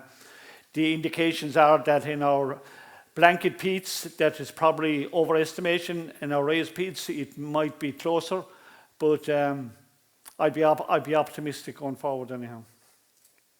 Thanks. Just to add one comment to that, it's not alternative science, and I think it's really important that people don't think that, you know, we can pick and choose the science that we want. What we're doing there is about establishing country-specific emission factors for Ireland, because, you know, there's peats in different parts of the world, but climatic conditions are different and management is different and so on. So it's absolutely imperative that countries develop their own accurate data that suits their own situation. So it's improving the default values rather than, I know you didn't mean that, Vincent, rather than trying to create an alternative. Thanks. Mike McCann, just tying in what Pat was saying about constant upgrading of the MAC and what Deirdre and Seán were saying earlier on capturing data. I think, should we actually add to that with regard to areas like animal health, what farmers are already doing, adding, because if the MAC gives 7.5%, animal health gives 7.5% towards the MAC, there's probably 3 or 4% more, which actually adds money to farmers, at the same time is very, very positive towards the climate issue. And I'm thinking of areas like better parasite control, IBR, areas like that. If there's 100 million to be got from BVD, there's probably another considerable amount of extra money for farmers, as well as a very positive image for farmers. So I'm suggesting that we have, not wanting to add to the load, but there's an opportunity there that we should be looking at health in a more forceful way. Okay, I will give that to my other man to the same man on the wings again. Pat, if you wouldn't mind, please. I mean, I agree with you totally, Michael. But the problem with the health thing is it's very difficult to put the precise figure. But I think it'll come through in the larger picture. And you talked about the parasite with sheep. I mean, that is a really urgent issue, and what it's doing in terms of the sheep production. And getting that problem solved, I think it'll come as age of slaughter on the lambs and that. But I agree, animal health is critical. but just to put the precise measurements on it is difficult, but it has a very significant role, 100%. If you don't mind, conscious of time, I will just take one more, if you don't mind, over there, please. Yep, Chairman, congratulations to you and Frank and to Teagasc for today's development. And I think it's probably the starter's gun on the mainstream development of the execution of our sustainability strategy. So I think it's a very, very important day. There's two things I just want to say. One is that I'm delighted to see the partnership between the organisations earlier. And I have mentioned this before. I think pace in the development of the database is critical. Because at the moment we get it in the neck a bit that we have Origin Green, we have Vestas, but we don't have enough substance in terms of fact base in sustainability claims, and that's wearing thin. So we need to get that database in place as soon as possible. The second point I would make is that we are the #1 industry in the country. Our farmers have always delivered, 70s, 80s, 90s, up to now. They've delivered and they've kept themselves in great financial nick, which we should never forget. So therefore, we go into this tough phase with a level of track record and confidence. However, we have been vilified and we are being vilified, and some of our numbers are not great. But we know that we're at this and we're making progress. So what I would ask for, in addition to this great event today, is that the same organisations, with a couple more, like NDC in particular, and DII and the farm organisations, will put one advocacy programme together on behalf of farmers. We all have individual budgets where which we use every year to tell the world how great we are and to promote our organisations, which everybody does. But it would be a great move if for 2023 we took those promotional budgets and had one single advocacy programme on behalf of our farmers and re-establish the fantastic image that we have among our own people first, and then go out to the world on a fact base that we're establishing now. Thanks, Chairman. Thanks. And just for the benefit of the audience, Jim, you never did for, of course, what I told you to do. Actually, for the benefit of everybody, that is Jim Bergen, CEO of what was Glanbia Ireland, now Tier Lawn. Jim, thanks very much for those comments. But equally, what I would say before I hand you over to Frank, what is so important as we embark on this journey is that all of the stakeholders, and I would always have said that the dairy industries and the meat industries are vital, because at the end of the day, it is people like you that pay the checks. And at the end of the day, farmers are entrepreneurs, business people, and it is important that the work that you are doing be continued and that you continue to collaborate very closely with Teagasc. Frank. Well, look, I might ask Stan just to address the kind of urgency of having the sustainability digital platform in place, because you will be, and your team will be faced with needing it very, very soon. And Jim, thanks for the comments. And look, I totally agree with you about the urgency to get that in place. In terms of getting the situation or the status of the industry across to the wider public, and what's going on in the industry, and the current narrative that has been there for a number of years, which is kind of very negative towards the industry. Look, I think that is really important. I suppose our role in that is to try to present the facts and the information and what's actually happening, and I think that is a really positive story to tell.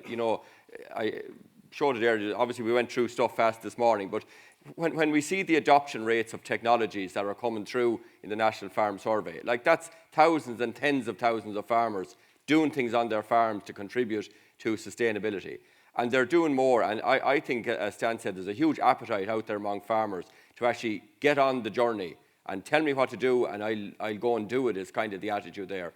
So I think one of the benefits that we will see coming through from this programme is we will be able to tell that story. We will be able to say there's X thousands of farmers doing this and Y thousands of farmers doing that, and the cumulative progress that they have made on their farms adds up to, Z tons of carbon and all that. So, and I think that's really positive. But I think the people that are really best at telling the story, I was really, taken with the videos that Stan had of farmers, or signpost farmers, 6 of them, saying why they're involved in that programme.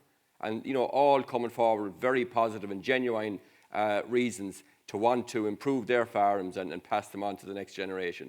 And they're such good spokespeople for themselves. So Stan, do you want to talk about the pace we need? Or Siobhán? I'd come in just maybe on 2 points, maybe one related to the question earlier in relation to animal health, but also linking back into that as well. I think we were outlining a very ambitious strategy in terms of accelerating what we want to do on climate change, but we're already moving as well. And I think, to highlight, I suppose, this is additional to the already very active advisory programs, education programs, research programs, which, I go back to the director's mention of some of the metrics already moving in the right direction, and it's accelerating that is what is important. And, a lot of those are, efficiency factors, which have positive climate benefits, such as animal health, and there's many, many other examples, are ongoing areas of focus.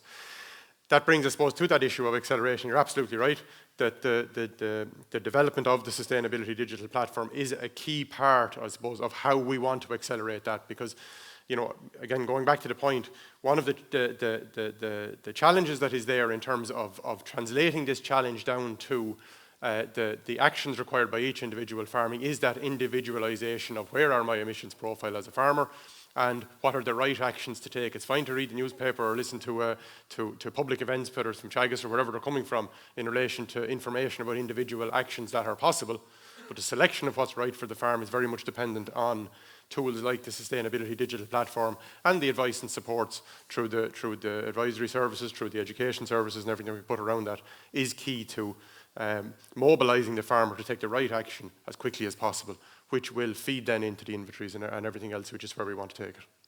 Maybe Siobhán wants to talk about the pace. Siobhán and Seán. Pace in the software project is always foremost on my mind, and I think we are in good hands in the partnership that we have developed.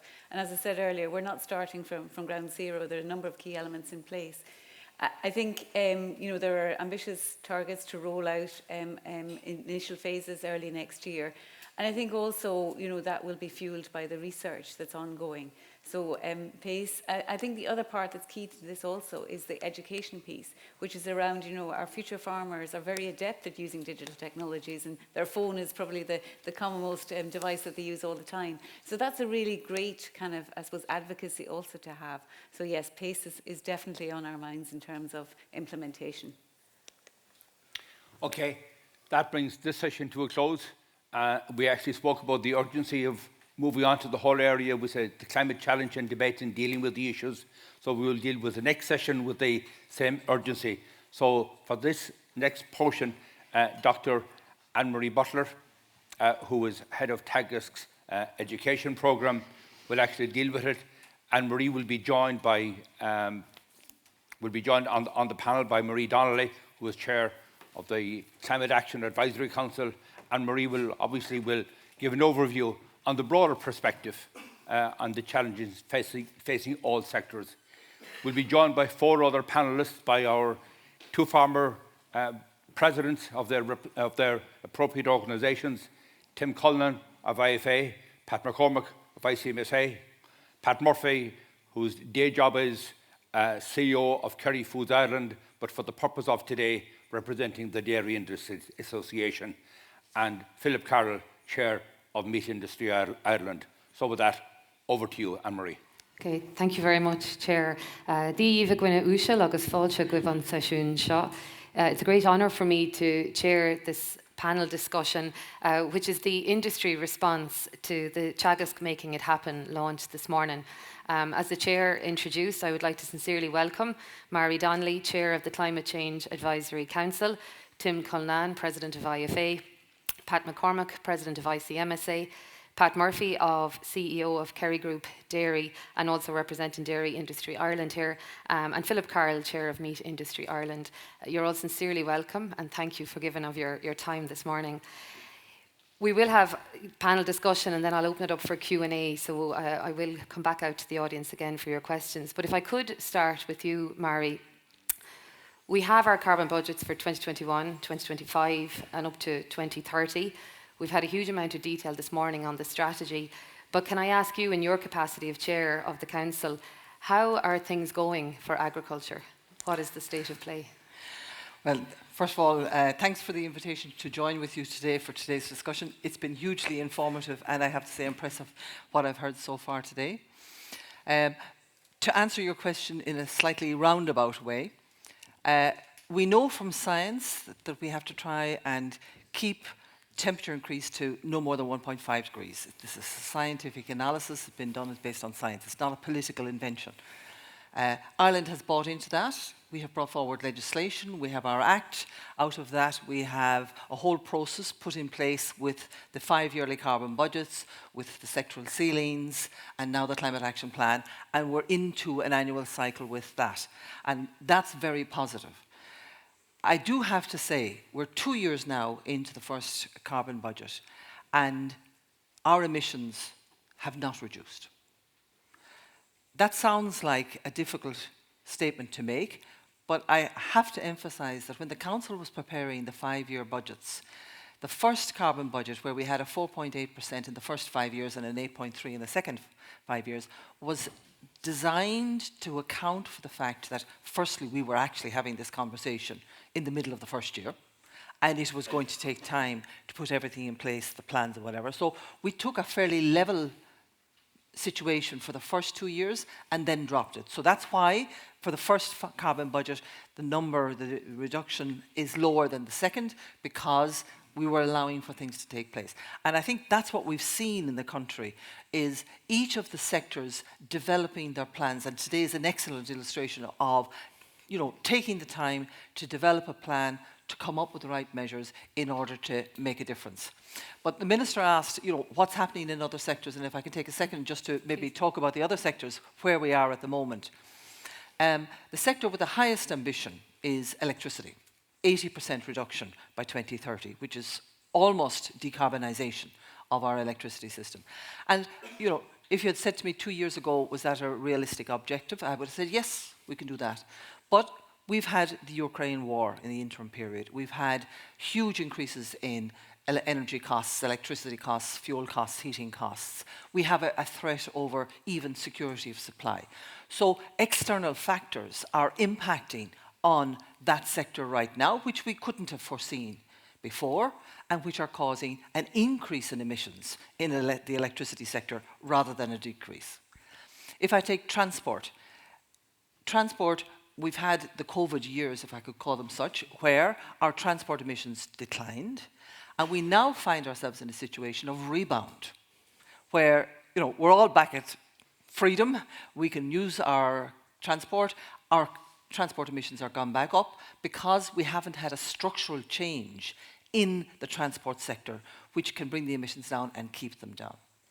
And our third big area is, of course, buildings. And in the buildings area, our emissions are at best level, because we're working very hard on energy efficiency, decarbonisation of our heating systems, retrofit of our homes. But, we have to understand that, on the other hand, our population is growing, our economy is growing, our need for housing is growing, and therefore the pressures to increase are on the other side. So at best, all of the work here is keeping this at a level playing field.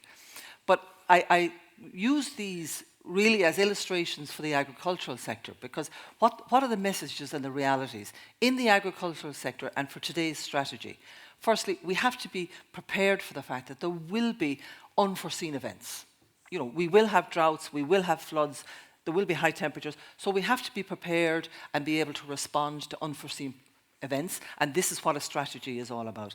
Secondly, whatever we do and the measures we take needs to be structural to avoid a rebound like we've seen in transport. We need to have structural changes that can build year on year to deliver the emissions going forward. And thirdly, and perhaps the most important thing, is we're in this journey, this transition, it's all about people. It's not about the theory of carbon dioxide molecules floating in the air. It's about you and me, people's lives. So we have to take into account the fact that this journey involves people. People's lives, people's incomes, their communities, their societies. So we need to bring them with us as we go forward in this process and ensure that the journey that we go on not only brings people with us, but brings them to a better place. And I think today's strategy is really, really useful because it builds on a very solid basis of careful planning, mechanism to deliver, but involvement of all of the actors in the process. And out of that, I'm hoping, as I said to the Minister earlier on, that flat chart of emissions minister might start to go this way, so that we can start to see success stories. And I think we need success stories. We need it. Firstly, we need to do. We need to get the emissions down for global temperature increase. That's absolutely clear. We need to do it because we have to stay within our carbon budgets. And if we don't stay within the first budget, I'm sorry, it goes into the second budget and life gets more difficult. But we also need it for ourselves. That's really the issue that we need most importantly. And if I can borrow some of the words that were used earlier on, we're in a situation of acceleration and urgency. So that's really the message that I would give out of the discussion today. And if I was to pick up on 2 points there, you said you were hopeful. Could I ask, are you confident based on what you've heard this morning? I'm a real glass half full person. I'm absolutely confident. I'm certain. I'm sure. Maybe this is a bit naive, but I think you need to be. I think you need to be an optimist in this world. I believe that when the Irish put their minds to do something, they will do it. And dare I ask, and you touched on it there, have we sight of what might happen if the first budget, will it simply carry to the second budget, or should we expect other potential implications? You can be absolutely sure it'll carry to the next budget and it makes life worse. So, I mean, and we cannot fiddle the books through accountancy. This is a reality. You know, these are solid numbers, and if we don't stay within the ceiling for the first 5-year budgets, I'm sorry, it's a negative that goes forward. It gets tougher in the second one. Okay. Thank you, Marion. We'll be back. Tim Coughlan, IFA President, thanks for joining us. Tim, based on what Mari has said to us, the detail this morning, from your membership and out meeting farmers across the country, are farmers up for the challenge? Yeah, I suppose, and Marie, first of all, I welcome the initiative here this morning. I think the collaborative approach is very important here. The three agencies coming together, and I suppose just to say, we need to be careful as well, though, because there's a lot of sensitive data will be coming from farmers. I know this is voluntary, and we will be supporting this initiative. I think it's important where we currently are. And just to go back, to the summer of 2021, we were given a range between 22 and 30%, and then move on to July of this year. It was only then that we got a ceiling. We know now we're dealing with 25%. And I think looking at where we are now, and a lot has been done already, and we've seen all of the initiatives here this morning, and it was excellent to see our signpost farmers and the engagement there. We're seeing this already, and we're seeing from the work that Teagasc has been doing to date, in particular around the MAC curve and the initiatives there, the low emission slurry spreading, and in particular it was encouraging to see this morning protected urea, albeit it may be coming from a low base, but it is increasing. And Mary mentioned about external forces, and external forces have created a lot of problems and concerns for our sector as well over the last year. And which I always say, and I'm going to say it here again this morning, is there's two things going on here. Absolutely, I think everybody in this room is appreciate, Mary, what we have to do on climate, but at the same time, food security is very important here now as well. We passed the 8 billion person on the planet only a few weeks ago. The most recent FAO report is clearly stating that it's costing 94 trillion of imported food to feed the world population at the moment. The other prediction from that report is that food production for this year may be down 10%. So that's a worrying factor as well, that if food production is declining, and we have to deal with the climate as well. So we have to have a collaborative approach around all of this as well, and bring everybody together. And I just want to mention as well, now going out and doing a measurement of what emissions a farmer is going to use to, we say it's produced dairy, beef, sheep, pig meat or whatever. But on the other side, I am, I suppose, underwhelmed and disappointed with the initial announcement from the EU Commission yesterday around carbon farming. And farmers have been led to believe over the last year or so that this is a huge initiative, that there may be money, it could be monetised, and that there would be another income for farmers there. What we're seeing at the moment is it's very disappointing that the carbon that is already stored in farms is not going to be monetised, or there'll be no value for farmers in that. So that's a huge challenge, and obviously I came up here already around the soil types and that. The work that has to be done there. What's equally important here is we're seeing now there's a number of measures which is improving and hopefully reducing emissions. But it's very, very important that we can get this accounted for on the scoreboard, on the international standards. So, all of those are critical for us going forward. And this morning the Minister mentioned, and it came up in Pat Dillon's presentation and others, forestry, for example, organics, anaerobic digestion.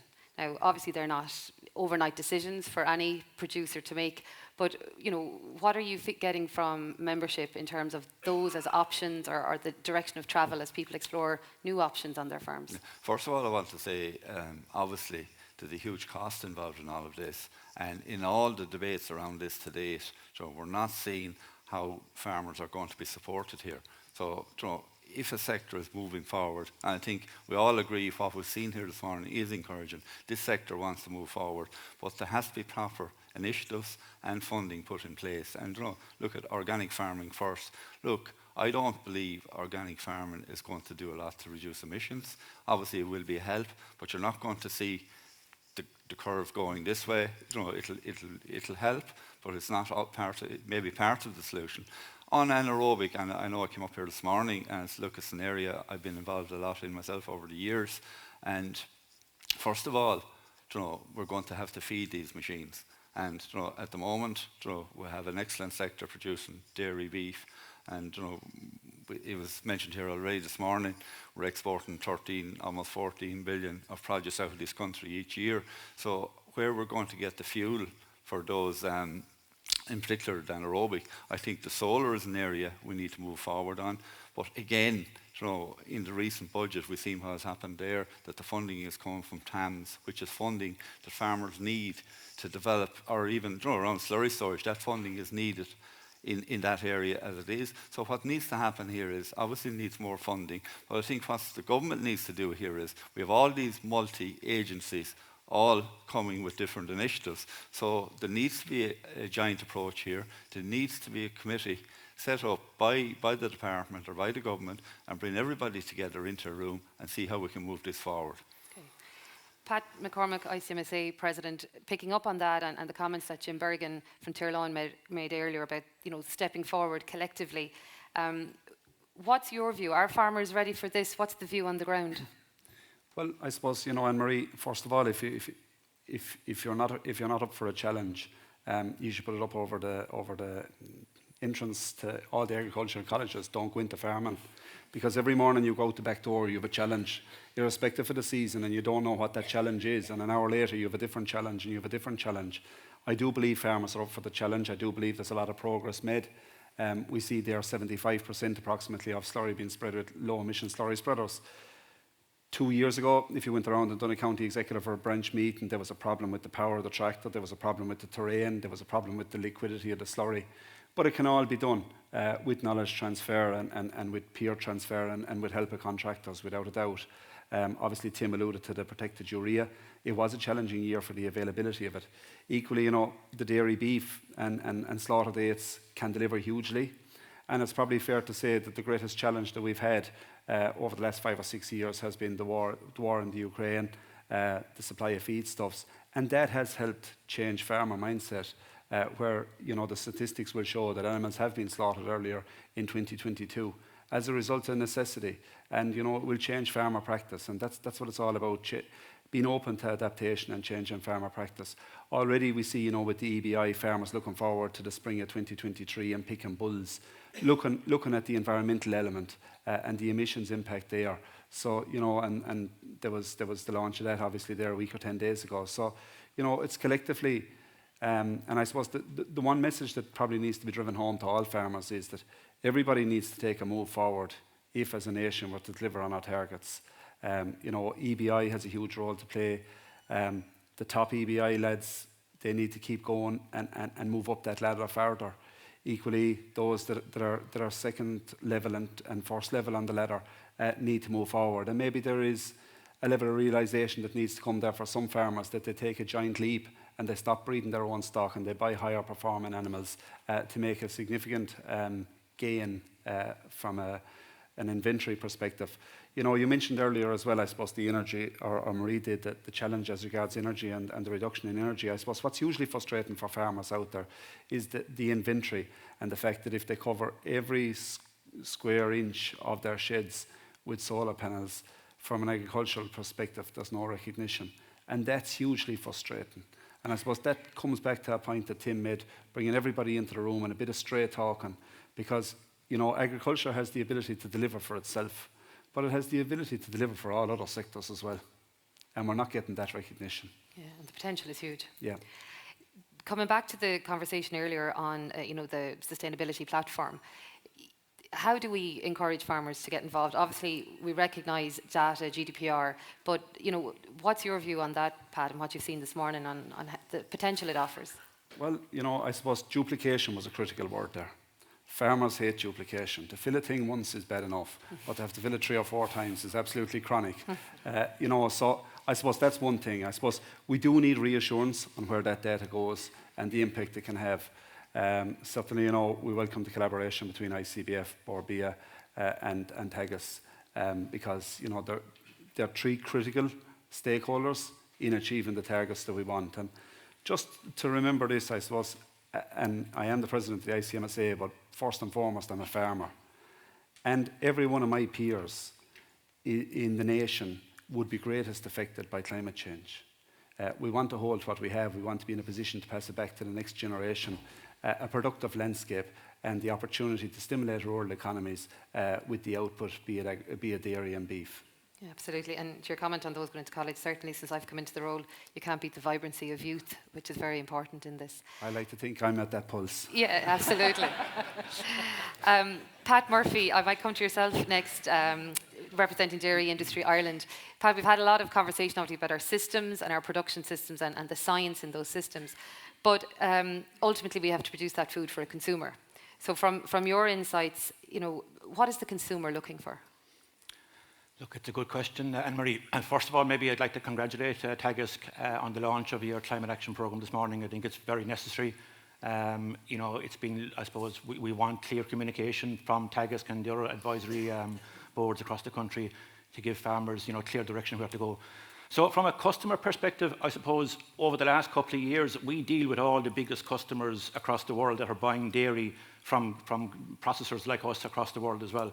So we're in competition, we're in, you know, in intense competition with other companies and in different parts of the world to provide that dairy to the big users.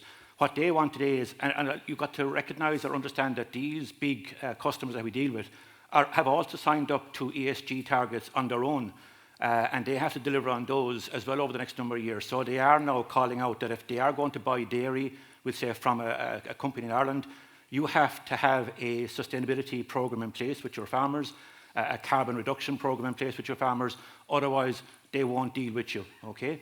And I suppose the next thing then they want is that while we have programs in place, I suppose, across the industry today, they want to see the metrics, they want to see the KPIs that are coming from those programmes in terms of, well, you said 2 years ago you were going to reduce your footprint by 10% or 5% or whatever it is, so now can you show us the metric? Where is that metric?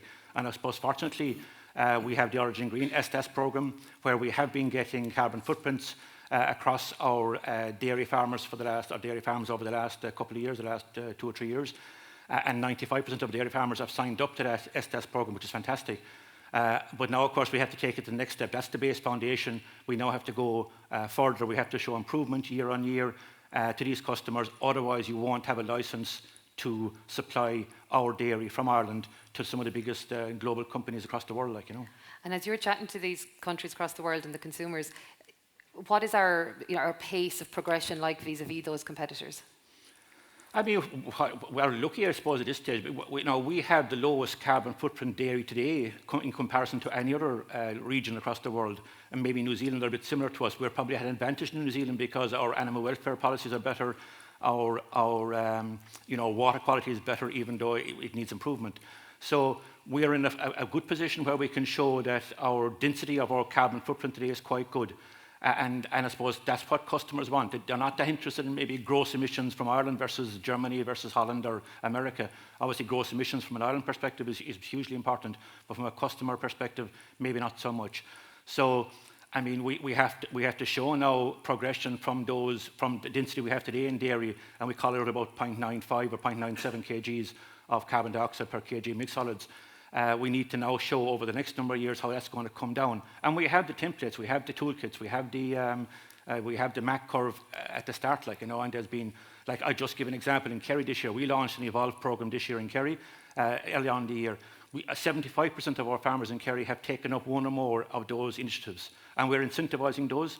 And so we see this year where lime application in Kerry, in the Kerry catchment area, has gone up by double this year versus last year, which is, you know, a massive improvement. And in protected urea, we saw the stats early on. Again, we've seen that doubling as well, or tripling in Kerry this year.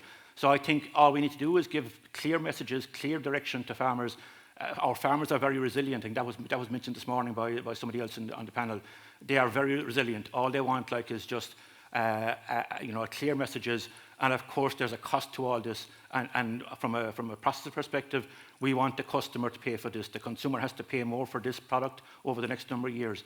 And there is challenge to that, like, because, you know, they're telling us, like, it's a license to deal with us. In terms of you have to reduce your footprint. It's not so much that you'll get more money for your product at the end of the day. But, you know, farmers are very resilient. I've no doubt over the next 10 years we'll take up this challenge and we'll get there, like, you know. And you touched on a number of elements there, but my next question to you was going to be, how can the processing industry support farmers on this journey? Now, you've mentioned there your Evolve programme and other incentives, but, you know, for the wider industry, you know, what you're getting from your suppliers, where are the key areas that they can and will be supported? So look, I think that I think at this stage all the milk processors in the country are about, or have incentive programs in place, or about to launch incentive programs, like, you know. So I think we are committed to, you know, acting with Teagasc this morning, with Board Bia, with ICBF. We can get this done as a whole of sector, whole of government approach, like, you know. I mean, and that the history is there, that dairy farming in Ireland over the last 30 years has delivered, like, you know. They're very good at adapting what they have to do to for whatever it is, whether it is milk solids, you know, rather than milk volume over the 20, 30 years ago. Today, milk solids is what we pay for, and farmers have adapted their processes around that, like, you know. So I think that, you know, we do need to incentivise. We do need very clear communication to our farmers about what they have to do in the short term to show progress in the short term. I mean, we can't leave everything down to, you know, 2028 or 2029 or 2030. It's too late, like, you know. I think that Laura Buck and the EPA wants rapid improvement in water quality in the next couple of years, not in 5 or 6 years' time. So I think that, you know, by giving that advice to farmers, I think that, you know, you're pushing through an open door, and that they're now stepping up and they're doing this stuff, like, yeah. Yeah, excellent, thank you. Philip Carroll, I'll come to you next, Chair of Meat Industry Ireland. Philip, you're very welcome. Philip, picking up on I suppose, the conversation from dairy, how important is it to have the low carbon footprint for, you know, beef and lamb in our export markets? Yes, well, I suppose very similar to a lot of what Pat has said, you know, around that and how the market interacts with it. But just before I come to that, maybe, again, I'd like to reference what's happened here today. I think it's a milestone day, really, in many respects. A new strategy, a three-pronged strategy. I think we all need to get behind that. And what I particularly like about the strategy is it's science-based. There are, I think, Frank, when you introduced it at the beginning, you talked about what the potential is for mitigation over the next number of years. And I think everything that you spoke about was science-based around, you know, the early stage technologies, the almost ready technologies, and the MAC. And we know, for example, in the beef sector, that the MAC can deliver quite a considerable proportion of that. I think you talked about there being something of a prize around 6 megaton between the three different elements of that strategy. That's even slightly beyond the target, I think, that we currently have to meet. And I think it is important that we all get behind that very strongly. And while I understand what the farm organisations say about how that needs to be incentivized, and that's absolutely essential at farm level, there's no question about it. Nonetheless, there is a prize at the end of this, and it does feed back into the market situation. I was taken by what Mary said about the fact that this is about people. It's not just an abstract concept that we think can happen without people. And I see Tom Arnold is here, and Tom chaired the Food Vision Report, and the Food Vision Report led very strongly on the sustainability, not only in environmental sense, but in the social sense and in the economic sense. And I think our understanding about how we need to move forward with our sustainability work, and we've been at it for quite a number of years in actual fact, it's not just beginning now, but what we need to understand, and what we, I think, assumed we were doing, was we were operating on a platform of a relatively stable herd. And the objective then was to stabilize emissions reduction and then start the reduction process. And I think we're heading fairly well in that direction, and that's important. Coming back to your question, I think we do have that challenge also. We have loads of natural advantages in this country. The one big disadvantage we have is we have a very small internal market. So we're exporting 90% of our produce. And we're dealing with a whole range of international customers, predominantly in European markets and of course in the UK as well. And we're dealing with many blue chip companies to try and get the best, extract the best value for the beef that we produce. That's not easy. You're talking about multiple stakeholders in all of those markets. And it's a challenge dealing with those stakeholders who equally have customers, consumers, who are looking for the sustainability credentials to be proven.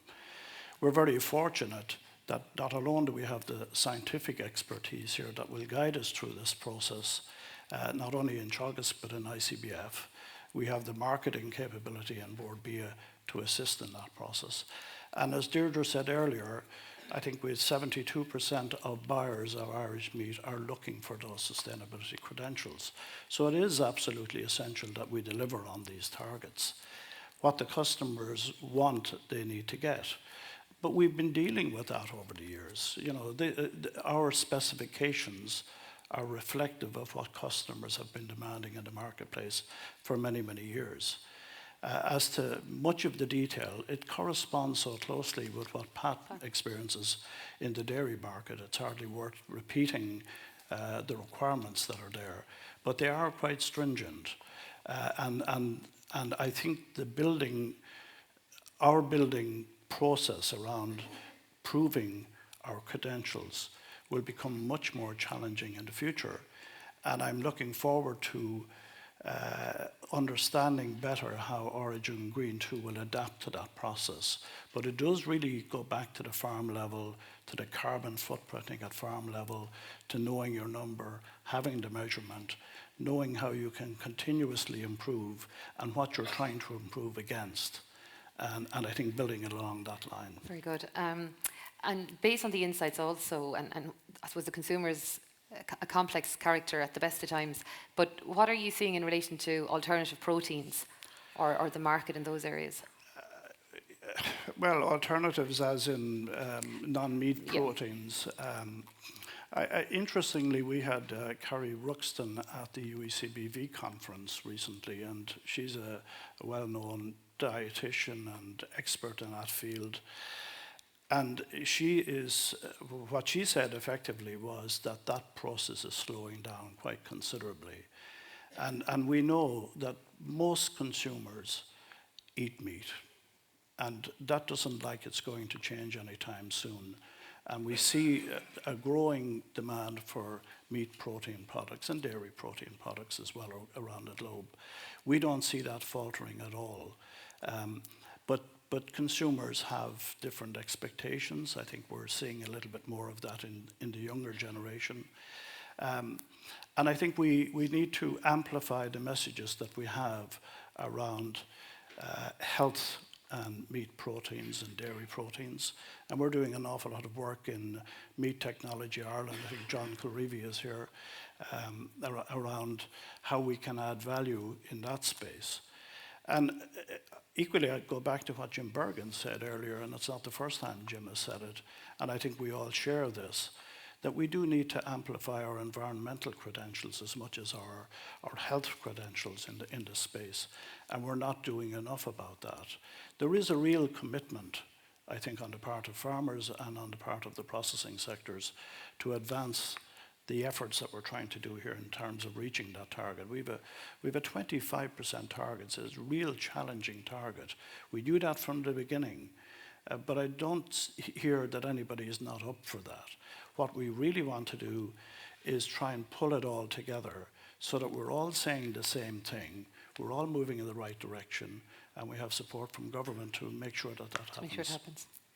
Before I open it up to the audience for questions, just a quick question, Mari, for yourself. You know, following on, I suppose, on the train of thought here on those who will be impacted, and everybody will be impacted to some extent, and some more than others.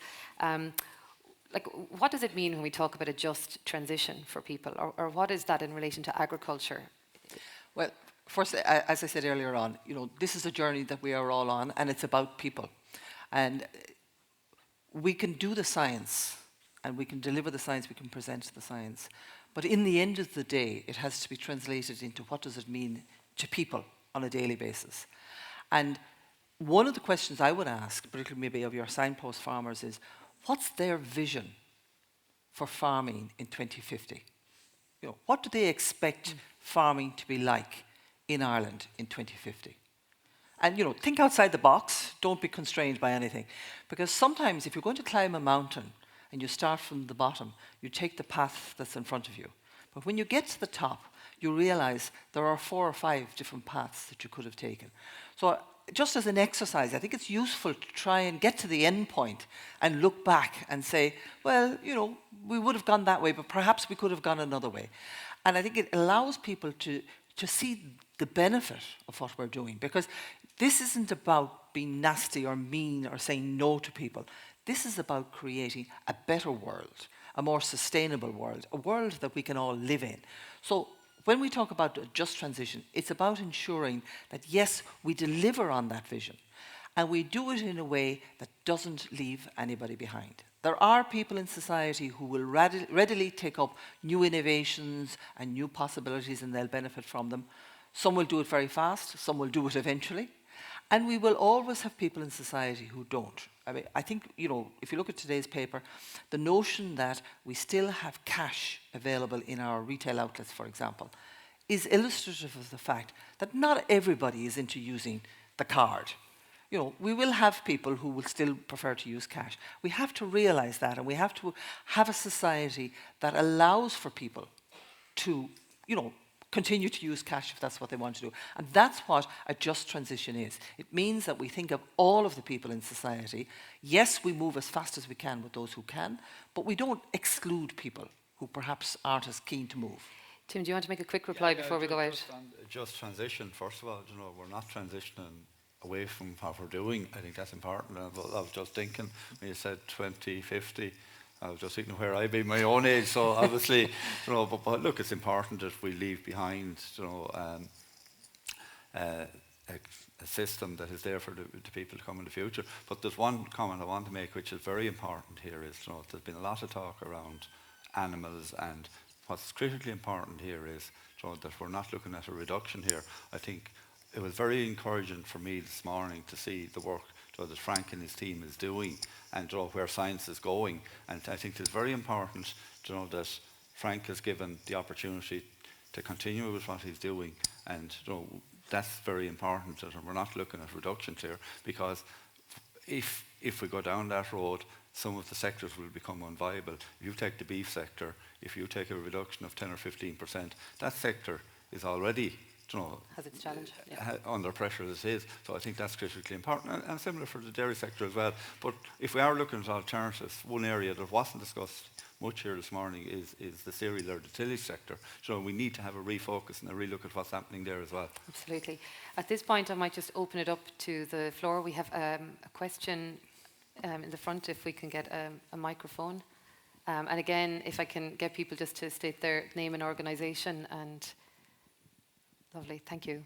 Cheers, thanks. TJ Flanagan from ICOS. Just very briefly, first of all, to commend Teagasc on what they're doing. What we're hearing here this morning is excellent, and the focus and the energy and the enthusiasm and the innovation is is really tremendous. We had your colleague Anne-Marie, we had your colleague Lauren Shalhoub at our dairy committee on Tuesday, and whilst he wasn't downplaying the challenge, just his enthusiasm for what the science can deliver is infectious. And you couldn't but be filled with enthusiasm yourself that we can do this. He was clear, and we're all clear, that we don't have 100% of the science to hit 25%. We don't have it today, but we have 75% of it. So for God's sake, let's get started.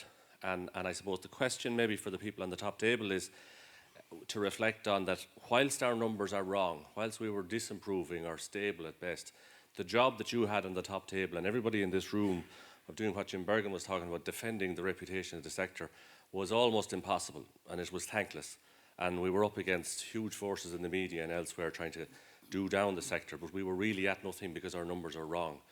But do you not share the view that maybe this year, 2022, what we heard last week in relation to the usage of fertiliser and new technologies, low emission spreading, etc., this could be the year when we actually do turn the corner. We could be on the cusp of actually being a positive contribution for once. And I noted Mari's comments about the other sectors. I kind of feel she's been a bit diplomatic with respect to them, and therefore I think agriculture for once, rather than being a laggard, could actually be the leading sector within the economy, and there's a real opportunity for all of us if we just get this right to go out and sell that. So thanks, Chairman. Thank you. We'll get a microphone over. I'm not sure if there's a quick reply to that comment, or take a few together. Yeah, no bother. We'll have actually Mike McGann can go there first. Yeah, Mike McGann, Food and Fodder Group. Just picking up again on the theme of all that has been done, the great work's been done, and today's great initiative. I'm struck with the comments that Mary said, and maybe the question is for her. Given how we get stressed out by particular figures in this country, and that we say for her we don't make the 25% by 2030, how much anxiety are we going to express around that? Is there a case to be made that we actually look to your vision of what farming will be like in 2050, and we start now for the 2050 rather than get over-exercised by the 2030, not for a moment trying to ignore the challenge set to us and the target set for us, but given that change comes dropping slow in this country, do we need to be actually putting more active measures in place now for 2050 rather than us getting just overly exercised with 2030? And as I said, because we are so slow to change, and given the enormity of the challenge, notwithstanding the great work being done. Yeah, please. So the reason why I raise this question of a vision is because to some extent in the Council now we're actively thinking about that, because we are in the phase of preparing the budget from 2030 to 35. And the first two budgets were determined by the legislation. The legislation said a 51% reduction, so our budgets delivered on the 51% reduction. But of course we don't have a number for 2035, we just have a number for 2050. So if you assume we're here in 2030 and we need to be here in 2050, you can go like this or you can go like that, you can pick your line. So that's why I think this notion of thinking about 2050 is important, because it guides what trajectory you go on from 2030 beyond. I don't think, though, that we can use it as an excuse to change our direction right now. As somebody said, we have 75% of the solutions right now, and we need to implement them right now and get that in place, bank that positively as quickly as possible, and ensure that our direction of travel is the right direction. So it's a balance between the two, but we can't use the long-term vision as a distraction from the absolutely urgent action that we need to take right now. And it may well be that external factors will mean agriculture will do well this year because of fertilizer price or whatever. My question is it sustained? Is it a 1-year drop, potentially a 2-year drop, and then it comes back up again? Is it a structural change? That's the real question that we need to ask. Okay, there's a question here also. Thank you. John Culreevy, Meat Technology Ireland. I have two questions. My first question is for yourself, Mary, around science communication. So Meat Technology Ireland has been doing important work for when the animal leaves the farm gate and comes through the factory and is produced in a format for the consumer. And we're doing very exciting things. I was very struck by your positivity around being up for the challenge. Our important work fits into phase 3, so we're engaging in the science. My question to yourself, the first question I had was, you know, as scientists, do we wait until phase 3 to communicate to consumers around our vision for research, to give them hope? Because I'm constantly struck by the decisions everyday people make around their diet and the choice based on no science or bad science. So that's the first question. Second question is to Pat Murphy and to Philip Carroll around something that struck us in MTI around our communications. Like everybody else, we struggled to recruit the calibre of candidate. And we discovered we're just using the wrong tools to communicate. So my question is getting the message out around our hopeful vision and what we've achieved already is the type of tools we're using to communicate to the consumer. Well, I think it's fair to say that communication is the hardest thing in the world. Effective communication is even more difficult. And I think it was Bismarck who said, you know, the population should never see how to make sausages or how to make legislation. And I think I think it's very important that everything we do is based on science. And I think within a scientific community, it needs to be validated, independently verified. That's for sure. I'm not so sure that the people out there are that worried about the science. They just want to be confident that it is scientifically based. But in the end of the day, it has to relate to their lives. You know, what does it mean for their daily job, their daily business, kids going to school, putting food on the table? And the difficulty is that when you try to take on incorrect information in social media, I mean, you can be at it forever. So I think what we have to do is, yes, use the science, stick with the science, and try and present the results in an applied way so that people understand the message that we're talking about. And it might mean a little bit here today, a little bit here tomorrow, and you build on that. You have to have the credibility first, and then you have to have the dialogue with people so they feel that you are actually communicating with them. And it's certainly not easy. We work on it very hard.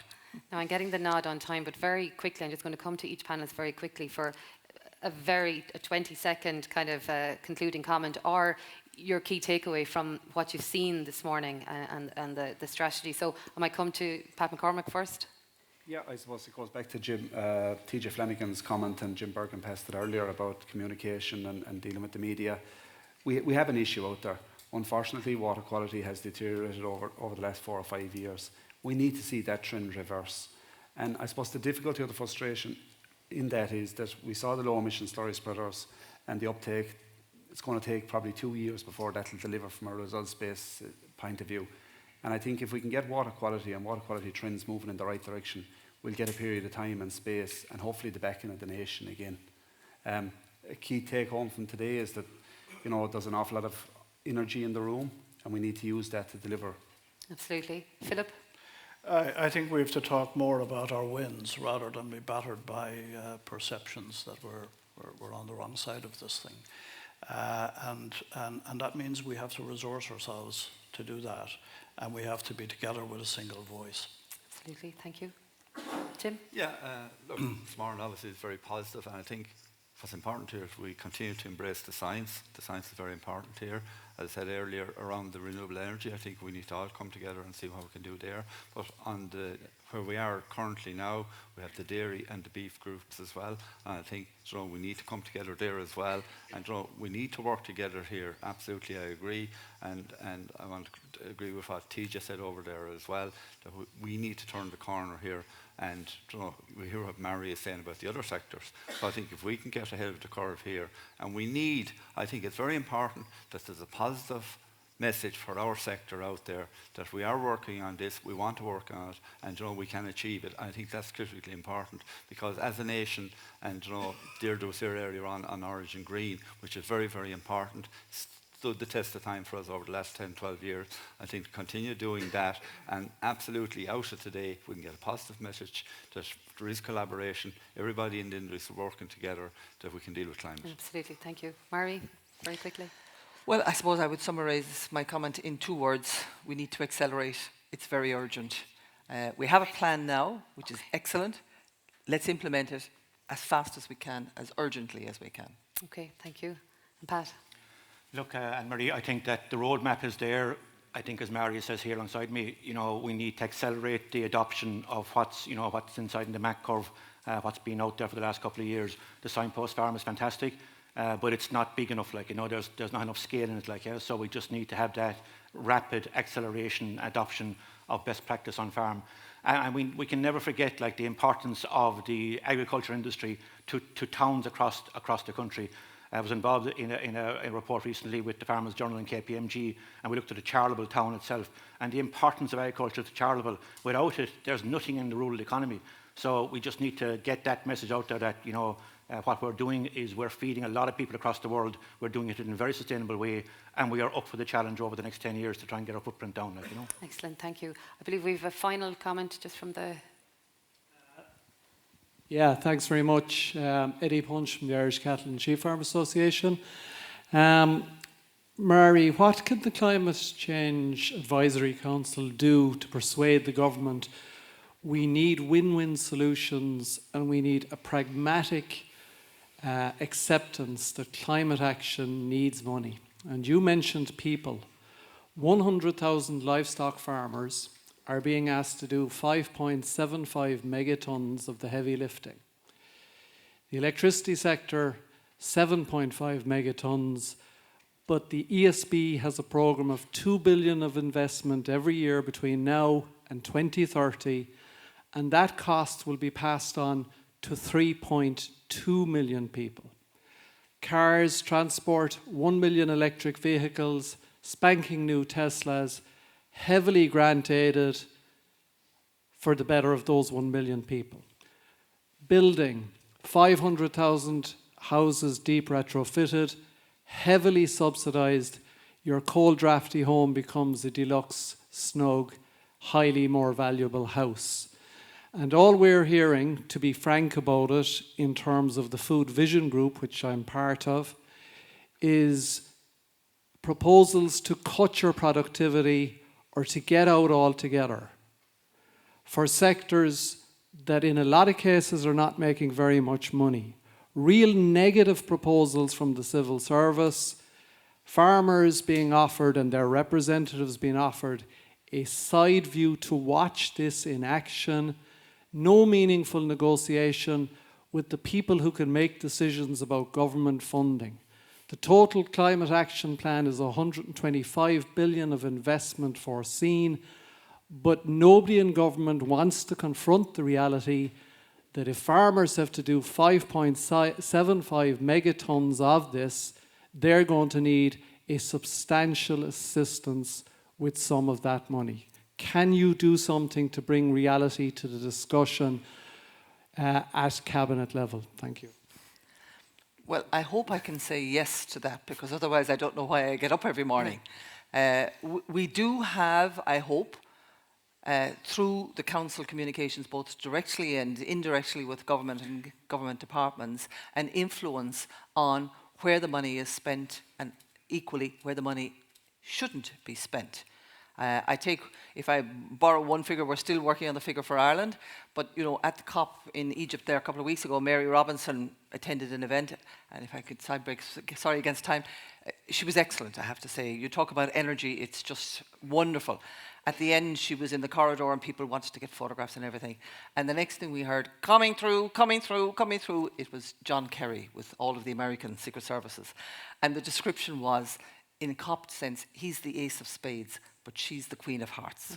So I thought that was a really nice expression. But I mean, the issue is we need to spend money, that's for sure. And there is a budget there, and we've said it. We've said what the budget is. We've said what is needed. But the second issue is we've got to stop spending money where we shouldn't be spending it. And for example, the reason why I quoted Mary Robbins was she quoted a figure of $1.8 trillion a year on fossil fuel subsidies globally. I don't have the figure for Ireland. We're currently working on the study. But on the one hand, we're spending money for sustainability here, but we're also spending money on emitting carbon dioxide. So I think we'd need a little bit of rationalisation in our expenditure and take on board the reality of let's stop that expenditure and put that money onto this side and get the benefit. And that will include supporting farmers in this transition as well. Okay, look, at this point, I'd like to draw the session to a close. I think we can all agree that everybody in the room and everybody here has a very important part to play in this strategy. So from each of your organisations, I wish you all the very best luck, and Yari and Thorliv Galer. And I would like everyone in the room to join me in thanking our panel. So Mari, Tim, Pat, and Philip.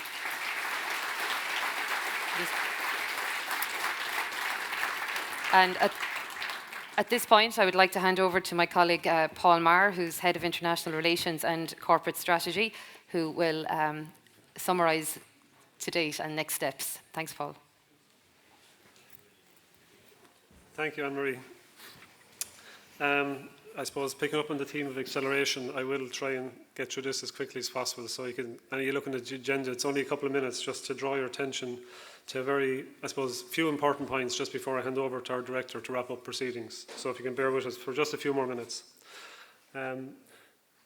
So I suppose the debate today has been largely around what are we going to do and how are we going to activate and enable our activity with Irish farmers, and that's very important. So I suppose what I want to draw your attention to as well is that we also have some activity, I suppose, beyond Irish farming and into international arena that maybe we traditionally haven't had for a few years. And this is really important because we're all united. I'm in the privileged position of meeting a lot of people from organisations around the world. We're all united in this global climate challenge. And I suppose what I wanted to draw your attention today is that we're collaborating with new institutes abroad, particularly in developing countries, and we have some active work programmes, and we're very thankful for funding from Irish government and EU sources. So anyone that wants to talk about that in more detail or find ways of collaborating from either industry or other agencies, I'm doing the sales pitch now. I'm here and I'm available to chat to anybody as the day goes on. The second area I want to draw your attention to is that as well as looking outside and looking further afield as to how we can collaborate, we're also looking inside at our own activity in a very structured and organised way. We're looking at our own energy and decarbonisation strategy was launched recently. We're putting in place local sustainability plans, and there's a firm commitment from senior management to enable people to get involved locally through green teams, and that we'll commit to planning and monitoring these plans. So that's again walking the walk, so to speak, and I think that's an important area to draw your attention to. The third area that I want to mention is that because of the extra funding that we're getting to activate this strategy, we have lots of new opportunities maybe in areas that traditionally we haven't had roles. There's a flavour of the roles that we've currently filled on screen there. You can see them for yourselves. But I'd encourage you, if you're interested in finding out more, my colleagues in HR, led by Valerie Farrell, Head of HR, will be at the back of the room in the middle, and we'd be happy to take any queries you might have, so either for yourselves or maybe some of your family members or some people that you think would be interested in coming and working for us. We'd be delighted to encourage you to talk to us, and also keep an eye on the website. So the fourth area then that I want to talk about is how you can make use of your time from now on.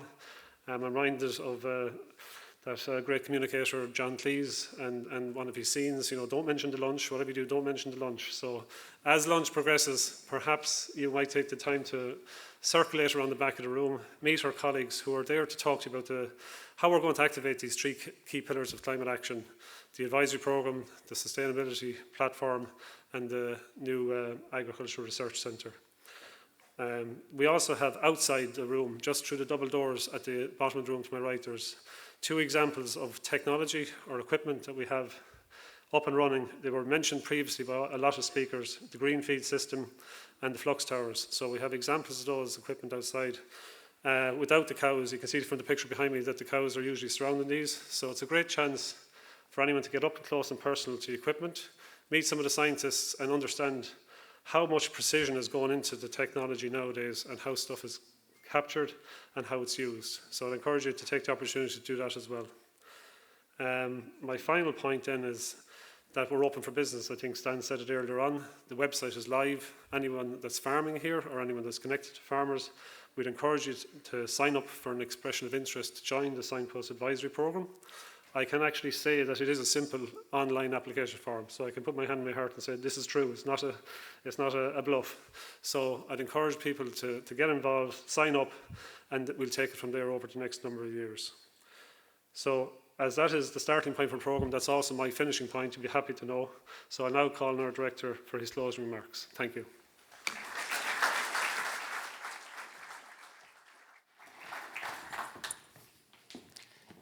Thanks very much, Paul. And look, you'll be glad to know that I'm going to be equally brief. I'm not going to try to summarise at all what we've heard here this morning. But look, just a couple of quick messages. And what came across to me very clear in this room was that this is a sector that very much wants to address the climate challenge. It's not in denial. It's a sector that recognises the challenge there. It doesn't want to be shunted aside or got rid of. It wants to be out there front and centre and addressing the challenge. And I think farmers and industry, we heard from our panel, you know, both very committed to that. And also, you know, this isn't the first challenge that farmers have had to deal with. Farmers are constantly dealing with challenges. And I've no doubt, and I think that came across clearly as well, that farmers will be able to deal with this particular challenge. They do need support, you know, and as I said earlier, they need support at policy level. They need support in terms of incentives, and they need support in terms of research, advice and education. And that's what we're launching here today, which is our support in terms of the research, advice and education pillar. And we've heard a lot about what our researchers and advisors are going to do, but there's a key role for our education colleagues as well in our education service. And all our agricultural colleges are signpost farms. And we have appointed one of the faces you saw there on Paul's last slide was a new appointment into our curriculum development unit, which is to make sure that our education programmes are educating our students for the future type of farming that we're going to have as we go through this transformation. The other thing I want to say is, you know, partnership came across as a key theme today, and we obviously outlined you know, our partnership with ICBF and Board Bia, and we outlined our partnership in the Signpost programme. But I think, you know, as an industry, one of the real good strengths of the Irish agriculture and food industry is that we are good at mobilising the whole sector and working in partnership and tackling these big challenges in a common way. And we're very much want to work in partnership with all of you here in the room, and I think that's the only way we'll really make progress. Another thing that came across that's really clear as well, though, is, you know, we can often talk about the industry and the aggregate and the 25% and so on, but it comes down to individual people. And that 25% target will only be met by 135,000 odd farmers doing things on their farms. So, you know, it's the people that are going to make the difference. And I suppose, you know, we're very anxious that people will start signing up to our programme. So whatever encouragement you can give to farmers to sign up to the programme, we'd very much welcome that. And look, I think the key thing, I think it was Mary said it in her comments, you know, let's get started. You know, we know there's a journey there to go, and we know it's going to be a hard journey. But look, once you make the first step, the journey is getting shorter. So let's go out there and let's get started. So look, that's all the summary really that I wanted to do. The last thing that I want to before I finish up is to thank a number of people. And obviously I want to thank the Minister for coming here this morning and for launching our strategy. And he's a really busy day, so we were very glad to have him here. I want to thank my colleagues who spoke, and I won't mention them all individually, and I want to thank the panellists who spoke and really added to this event. My chairman, Liam Herlihy, and Anne-Marie Butler for their excellent steering of the meeting this morning. Thanks very much for that. We have a lot of colleagues here from the Department of Agriculture as well as the Minister, and look, the ongoing support that we get from the Department is crucial to allow us to do our job. So I want to very much acknowledge the Department for that. I want to thank all our partners that are in this room. You're really important to us. The Signpost farmers that are in the Signpost programme, some of them listening, some of them here. You know, again, we're really grateful to you, and we recognise the huge value that you bring to our programmes, and by virtue of that, to the whole agriculture and food industry. So just reflecting then internally for a minute, today was a big, a big day for us, and there's a huge amount of work went into preparing for today, and it was all done in-house. You know, that's one of the things I suppose that I'm proud of, that what you saw here today, bar some support on the audiovisual today, it was an in-house job. So a couple of people that I do want to mention in relation to that. and I won't be mentioning everyone, so don't worry. But Declan McArdle, our online media specialist, and his colleague Rachel Gregan put all the videos together and all the kind of front of house stuff that you see. They did a tremendous job in relation to that. Eric Donald, our head of PR, and his colleagues, and in particular I want to mention Alison Maloney, who did Trojan work in terms of the document that we have in your pack and the slides that we presented here today. I've never had as good a set of slides for any presentation I did, and that's very much down to Alison. There's a big local team here that were involved in, setting up the room and getting the local logistics in place. And look, they're probably, I'm going to risk mentioning them and probably leave out somebody with Julie Carroll and her team, Linda Good, Mary Riley, Joe Brosnan, Niamh McCarthy, Ciara McDonough I saw around there, Kay Burgess I saw around, Deirdre Ryan, Jimmy Coogan. A big team of people involved in getting the place ready for us. And I want to give a special word to Ciara Johnson. I don't know where Ciara is, but Ciara is our head of our project management office, and Ciara was the one that kept us on track. We used to keep getting these messages, 20 days to go, 15 days to go, 9 days to go, and Ciara, you did a fantastic job in terms of getting us to today. And of course, today, this is a little bit like a wedding. There's a huge build-up to the wedding ceremony, but then life begins, the day after. And for us, this is a big day for us to get this launched, but now we've got to go and deliver on it. So all my colleagues, I think, around the organisation will have a big part to play in that. And look, I'm looking forward to working with them and taking advantage of the commitment that they have to this particular project and this particular challenge. So that's it, I think. Lunch will now be served out in the lobby, and there's people down at the back of the room anxious to talk to you. So please, use the time to have a chat among yourselves with myself or my colleagues, see what's going on down at the bottom of the room, and see what's outside the door, and take a picture of the QR code. It's in your pack actually for the sign-up process. So, Gurmina Mahwave and safe home.